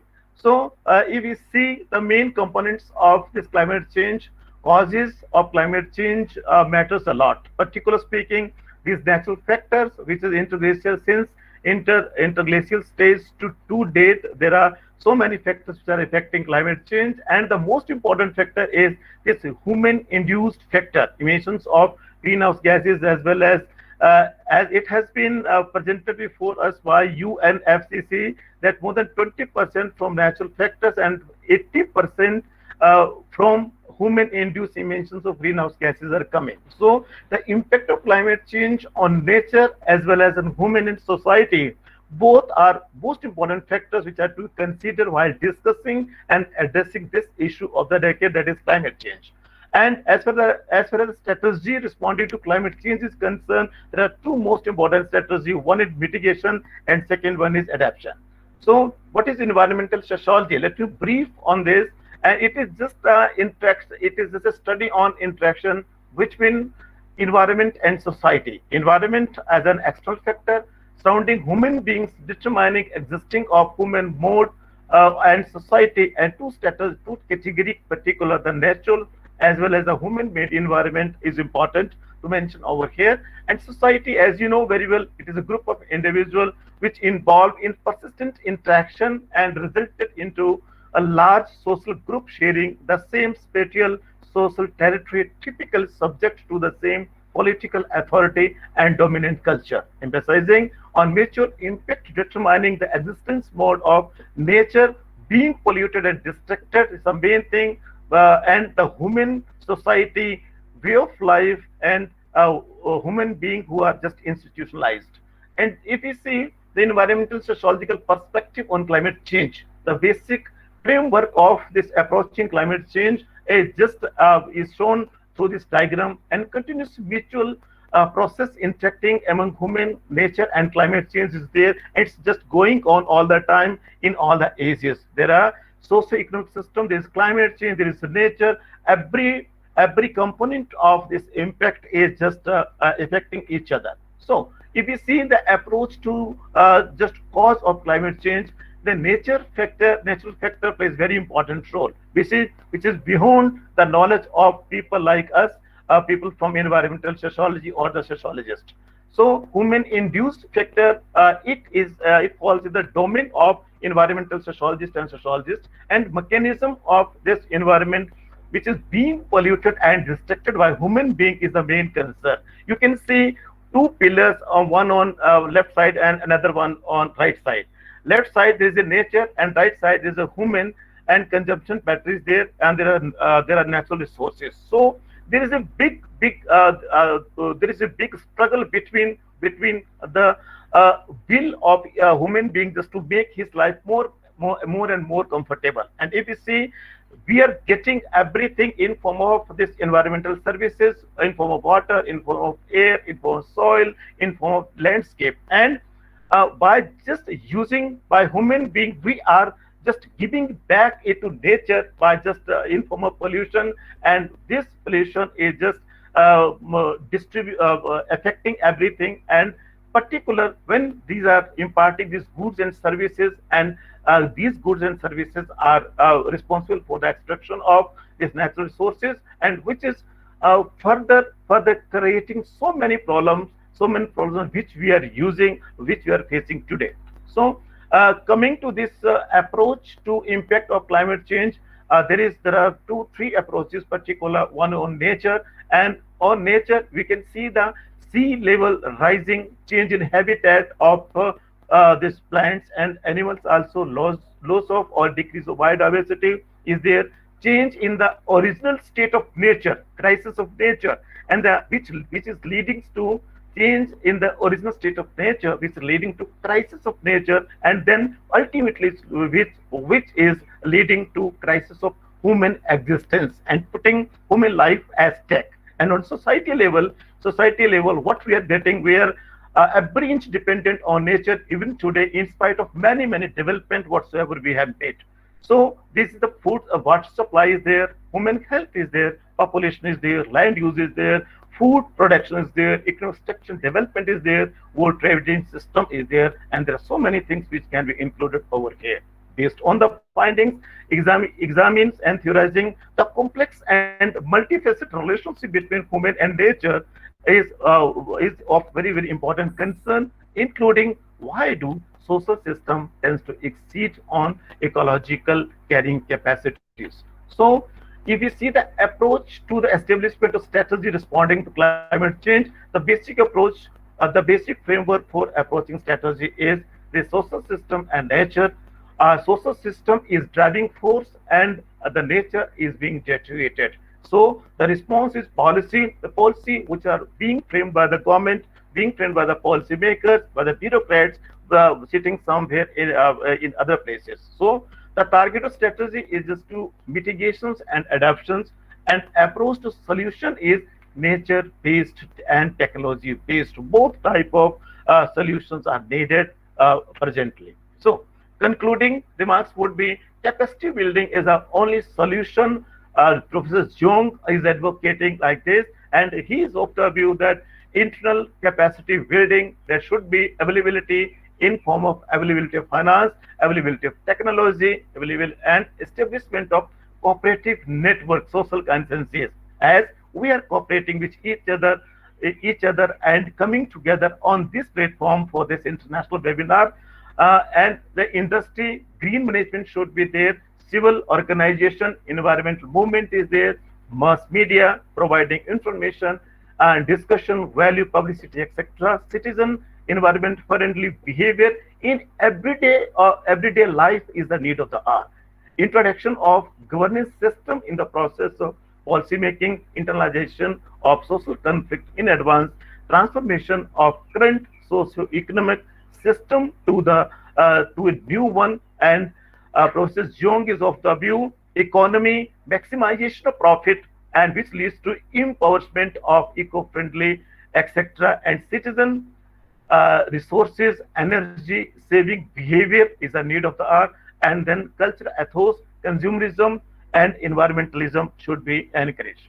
And then external capacity building by Professor Jung means climate change is a global environmental problem caused by both internal and external sources of greenhouse gas emissions, and establishment of cooperative network with other domestic, local, central, as well as overseas countries sharing mutual understanding on seriousness of climate change, necessity of collaborative responses to climate change, effectiveness of collaborative efforts to climate change, etc. are needed presently. So this information exchange is also need of the hour, and the state of climate change, data related to climate change, data information education program necessary for climate change education, as this South Asia Climate Change Education Center, South Korea, Jeju is imparting, it is needed to be expanded to the whole South Asian region. The collaborative activities, mutual personal exchange of administrative and professional staff, and collaborative research projects, holding professional academic conferences in joint base, etc. as we are doing it. There is also appeal from him.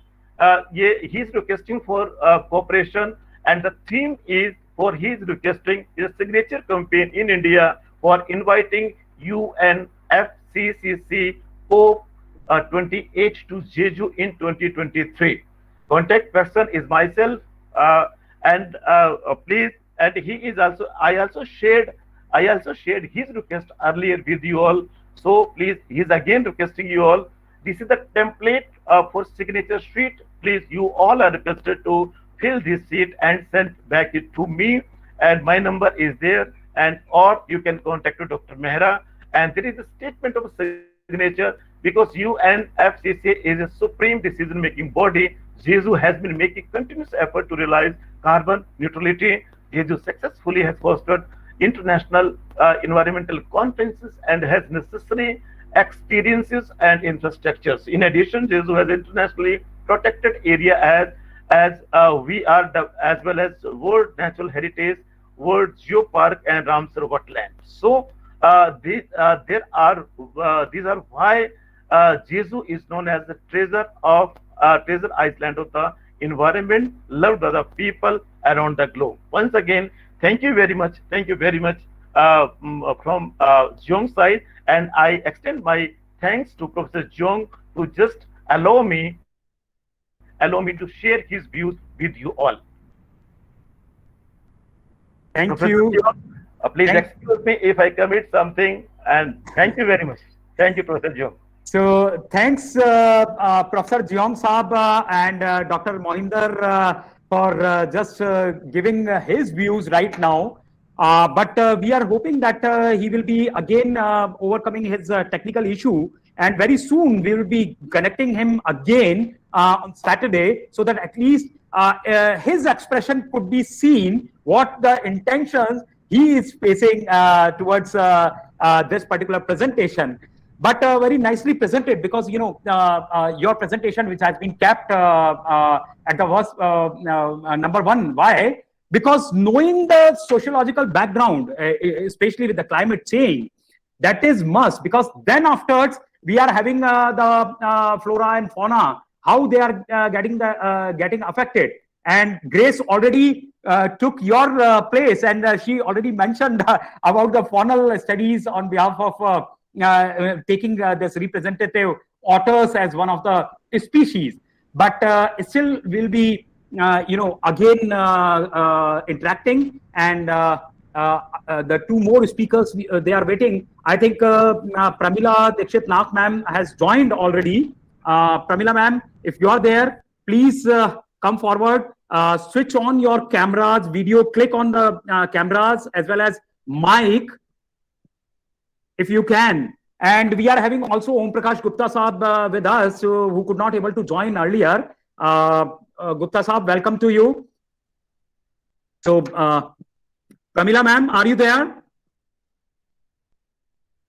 Okay, Pramila ma'am, I will check you.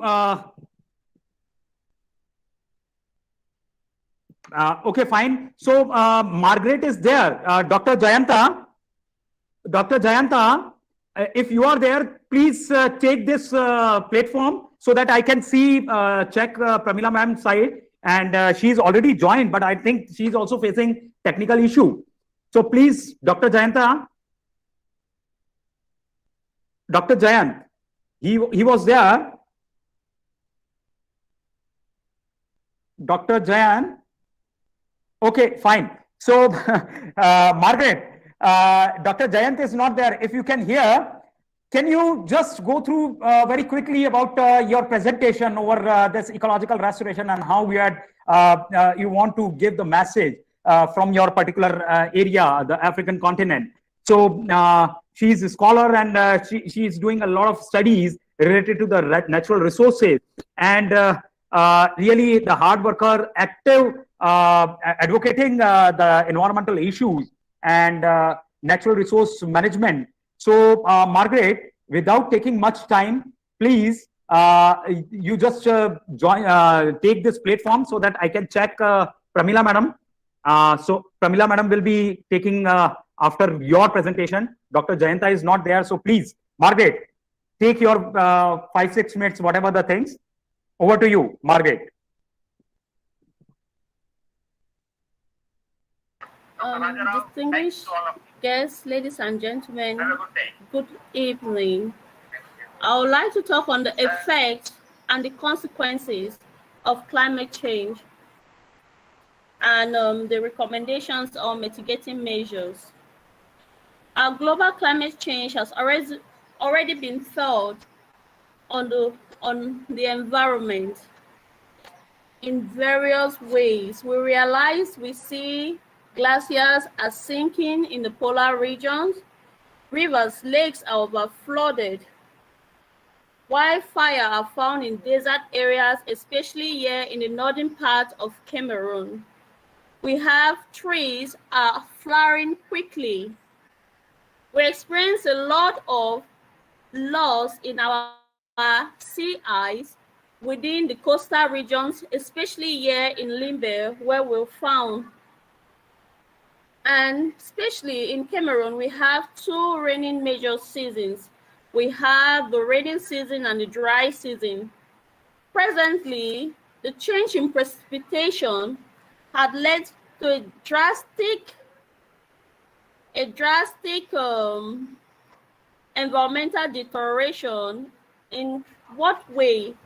We realize that there is heavy rainfall, high storm and winds that has led to destructions of properties here, especially in Douala and in Limbe. We also realize that the acidity of our oceans, especially here in the marine ecosystem in Limbe, the sea is becoming more acidic, and a lot of our microorganisms and biodiversity are dying every day. We also have breakup of diseases, and tree diseases are being seen within our communities. an increase of occurrence of floods within the southwest region of Cameroon is frequent. So what are these mitigating measures that are put in place? The government is encouraging the population to change from the use of firewood to modern gas cookers, enhanced to reduce the effects of greenhouse gas emission through the donation of over 100 gas cookers. We have afforestation programs which helps to, that's the recommendation, sorry. Afforestation programs should be observed. Example, the principle to promote the cut down of 1 tree and replacing by planting 10 more trees should be implemented. Reclamations of excavated areas, especially at the eastern region of Cameroon, where we have the Betois excavating unit, we realize that a lot of this landscape has been destroyed. So we try to see how we could promote it by reforestation. The government should encourage agricultural practices. Implementations of laws and legislations in our context should be implemented, and also follow-up and sanctions must be implemented at the ground level. Sensitization, local sensitizations in radios, in schools and communities should also be carried out. Participatory communal service for tree planting should be executed. The protection and conservation of our protected areas should be followed up. The instigation of the protection of our marine ecosystem, especially our coral reefs, which harbor about 60% of our biodiversity, should be preserved. The protection of our mangrove ecosystem, which contains or which is rich in blue carbon, should be restored. In the line of all this recommendation, we solicit that the implementation and follow-up programs and sanctions be made frequent in order to change our community's behavior models, because we realize that our community are lacking in information, and sometimes even when we go out to give them this information on ecosystem restoration, they are still stubborn. So we call on the government to bring out sanctions and implement it like a kind of wake-up call for them to protect the environment. Therefore, there is a need to join hands together in reverting this climate change scenario to a microclimate suitable for our natural resource and ecosystem to live in harmony. Thank you.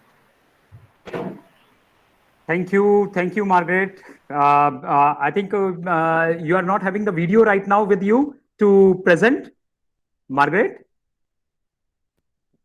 You shared a video, I think, if you can play that one, that one is very beautiful. Oh, the video on the ecosystem restoration. Is it possible to play that video? Okay.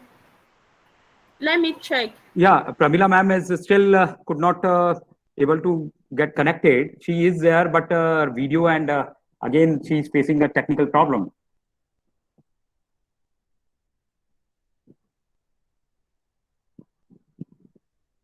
If you are having the video on, then okay. Otherwise, we can,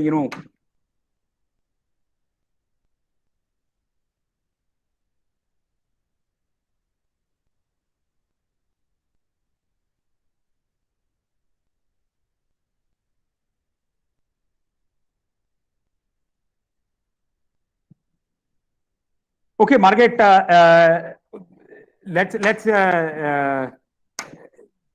just we can, yeah, we will see afterwards. No issue. No issue. Thanks a lot. Thanks a lot. I know your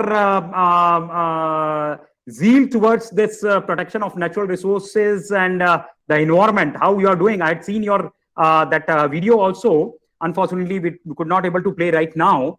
And we are also running time, out of time. So, Pramila ma'am, any success at your side? Pramila ma'am? I think we could not able to connect with Pramila ma'am right now. She was there and she's regularly sending me the messages, but I think she's also facing the same issue, technical issue. So no issue. I think Dr. Jayanta, are you there? Okay, fine. So there are some questions in the chat box. Margaret, if you can again answer in the chat box, that will be good, because again we are out of time. Professor Shanigrai, are you there? Professor Shanigrai? Again, we would like to give you this platform to you, Professor Saab. Yes, sir. Yes, sir. Yeah, please again take the platform, because Pramila madam has also got some technical issues. So we'll So over to you again, please.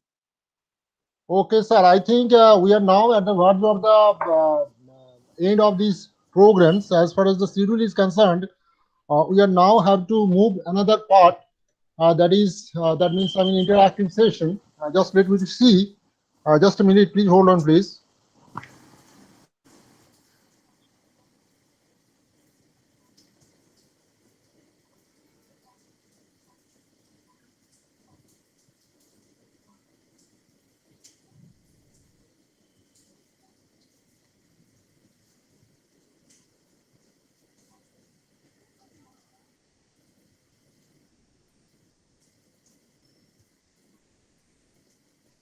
Sir, Hi, from our from our end, sir, our district nodal officer of NSS is present as a guest. So I think Professor Pankaj Sarkar of JK College. Okay. And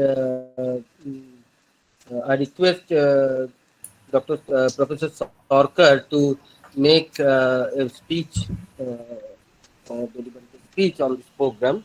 So welcome, Mr. Pankaj Sarkar. Now the sir is a very enthusiastic about the social work, and it's although his subject is physics, but all the nature and environment and social work is it. Yes. So, Dr. Mehra, hello. Yeah. I'm getting. Okay. So, can we call Dr. Sarkar to deliver his speech right now, as we have? Yes, he is here. He is here, sir. Yeah. Please, Okay. Who is there? You're talking about? He is NSS coordinator of nearby adjoining college. It is Dr. Sarkar Saab. Yeah. Please. Yes. Please continue. Okay. Yeah. So I was.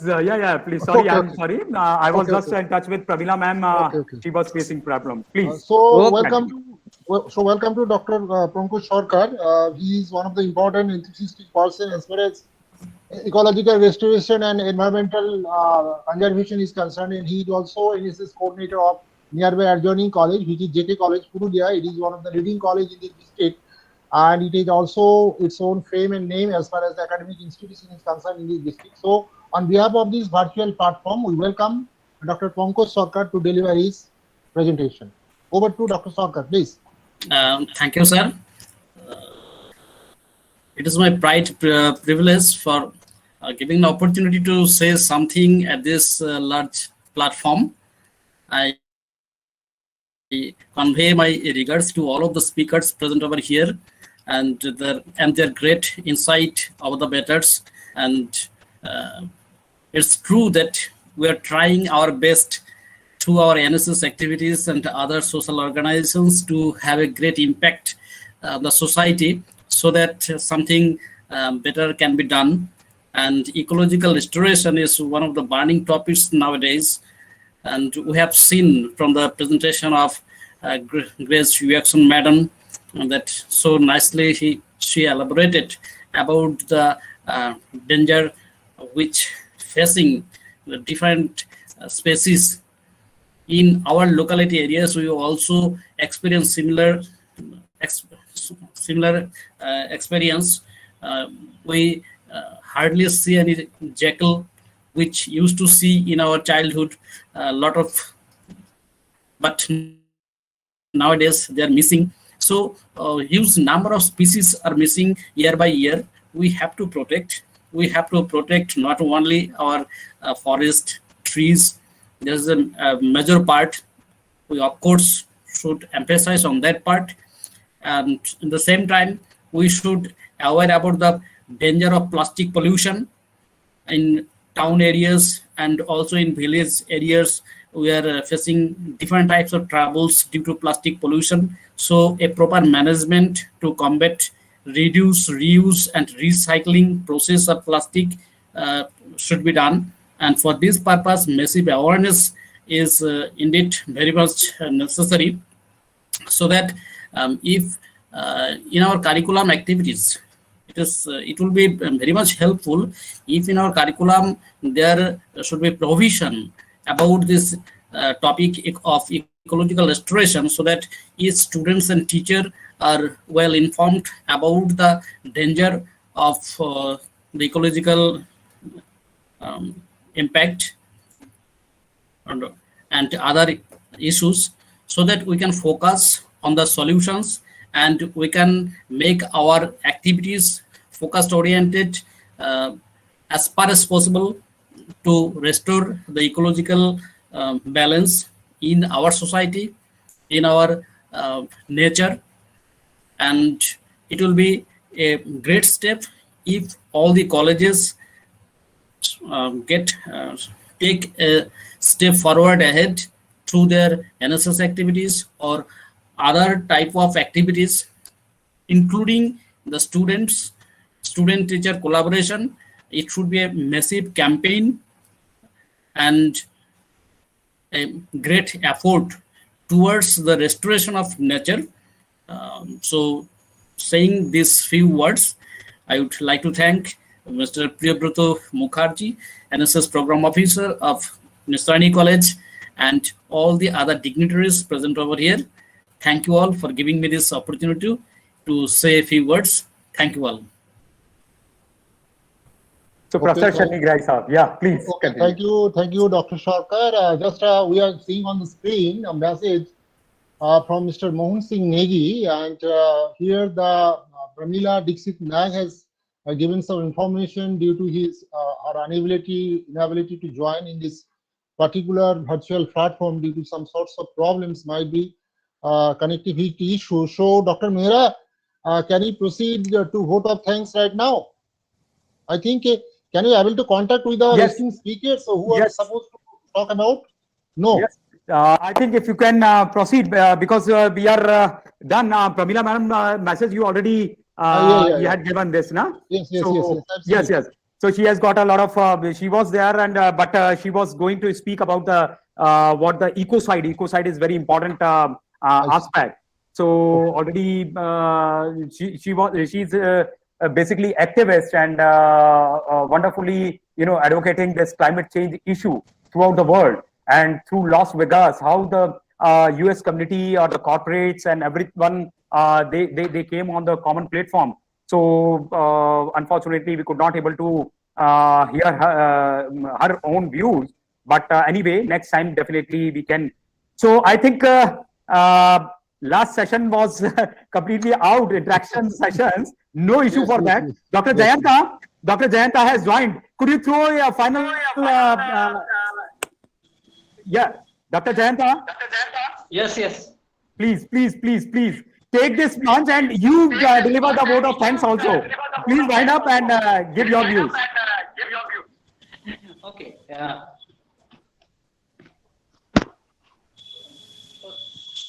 Firstly, thank you very much. I'm not going to give the formal vote of thanks because of everything you have done. So if I put a vote of thanks to you, that means it is everything to all others. But firstly, congratulations for organizing such a beautiful program. Even all the speakers they have gone through the insight of the issues, which is the very important issues of climate change. Everywhere this is the talk. But our only concern is that climate change, we are talking, it become a politicalization, lot of views and thoughts and these. But the thing is how we can play the role. I always say that how we can play the role. It is not the policy maker, it is not the international organization, but the local level. We are very happy that today in the college level, that faculties, the students, they are playing part. They are taking important role. The Agarwal College and our college from Purulia together taking this initiative. That is necessary. Each and every college, it is not that even the state government or the central government or whether the university, they will take place. But how we can go to the down level even under college, university and colleges, even the school children also must be involved. They must be part of that climate change issues. They should know and they should address. So with this is an excellent program, it's an excellent initiative, and all the speakers who are here, they have given well thought on that. They are experienced. They are working in the field of climate change and ecological restoration, and we are happy that all the faculties of the college, both the colleges and governing bodies, they have taken wholeheartedly. We are happy that also all the 16 organizations, the consortium that Professor Mehta is working on that, they are also come forward to that to make this program very successful within a short time. We are happy that we got faculties from different parts of the country and different parts of the world also. They have given their valuable time, valuable thought, and we are very happy to gain the attention from that. And I can say that it is not the last that we have finished this one event and we'll forget. Now we have to plan how we can go for the next level. What role we can play, and what the college or other education institutional, even the local level NGOs, they can be part. I will request both the colleges, why not we can do some concrete activity in collaboration with some other institution, in collaboration of local schools, local clubs, local NGOs. Together we can make a like what Professor Mehra is trying to make a consortium of organization. Similarly, we can do this kinds of small consortium even within the local level. The college can be the heading, the department can head the thing, and if we can play those roles, the small consortium related to environment issues, related to climate change, that can address the issues of climate change. With this, because I'm not particularly going for the mention, another program is going on, you know that, I'm not mentioning anybody's name, but it's an excellent program, and we think that we are glad to be part of this, and hopefully again we will work together for the betterment. Thank you very much for organizing this program and everybody to participate here. Thank you very much, Dr. Jayanta. And I can say that I can state that right now, since you are having the close association with West Bengal, as even the Grace just said that she has got how the old connection with Kolkata.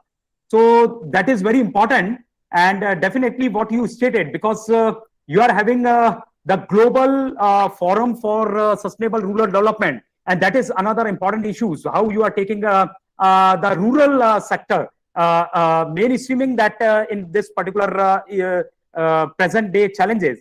So I can understand and how you are taking all the sustainable development goals of 17 SDGs under that platform. So definitely that will be a beneficial for Nesrani College as well as Agarwal Girls College, and as well as the universities presented by Sukharia University, then Kota University, and of course Chamba Government College, and we are having SD Government College from Biawar also, and a lot of other representatives from different organizations who are present here. So already Grace said that IOSF, they need such type of interventions of saving the otters in India. So definitely this platform will be what could be the initiator for such type of activity. And similarly, environmental sociology, for which Professor Jeong Saab is working, and Dr. Salaria is going ahead. Dr. Salaria ji, Dr. Jayanta is here, and you can well connect with Dr. Jayanta Saab, because right now a lot many things are going on. You work on research methodology, especially related with the social dynamics and the rural sector of Himalayas. So that will be, Dr. Jayanta will be good person to get connection. And Dr. Indrani ma'am is there to represent the whole of the Educational Institute of Nesrani with her team. And wholeheartedly, you have seen Professor Shani Gai Saab, who is a great scientist in plant life. And we'll be hearing a lot, and we can have lot many, networking with plant sciences. And Dr. Shani Gai Saab is very enthusiastic and zealous to, work in this sector. So all these integrated, because nature need integration of everything. We can't avoid a single component, and specifically we are working in one component. That is why we are facing the challenges. We have to intermix, we have to mix with, because presently it is the climate change issue which we are dealing with in this webinar. And how the sociologists, they represented the climate change, and Professor Jeong already running a big center throughout the world on climate change issue. Similarly, the environmental scientists are there, and the rural development sector, Professor Dr. Jayant Saab, already you are here, and Margaret, how she's working as an activist. And you have seen Grace Yorkson there. I think Ben is not there, he could not able to make it, but the whole of IOSF team, how they are working on the species, particularly focused on otter. So integration is must, holistic approach is must. So I think it is more than enough for the today's. Unfortunately, Pramila madam could not able to join, but she has beautifully presented her views in the chat box. And thanks a lot, Pramila ma'am, to all the speakers, Grace and Professor Jeong Saab. On behalf of Professor Jeong Saab, we are having Dr. Ravinder Saab, Dr. Jayanta to introduce Margaret, a young lady who is working actively in the area.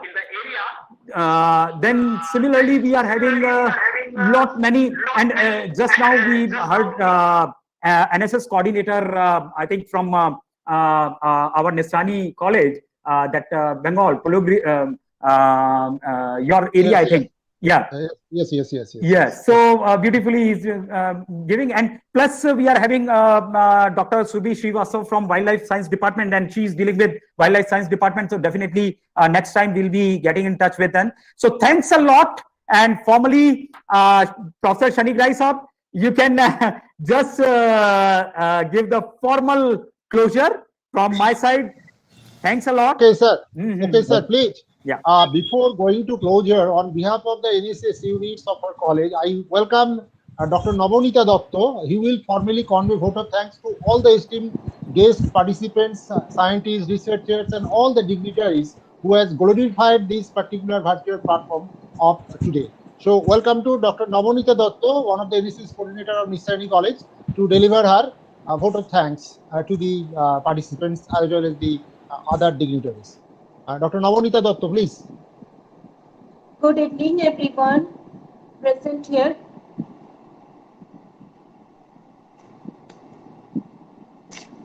I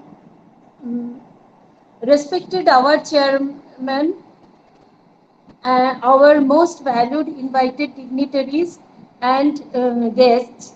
On behalf of my college, I deem it a great honor to propose the vote of thanks to all who have helped us in making this webinar such a resounding success. I would like to express our gratitude to our honorable chief guest, VC Sir, SKB University, Dr. Deepak Kumar Kaur, who spent his busiest time gracing the webinar and raised some points on this issue.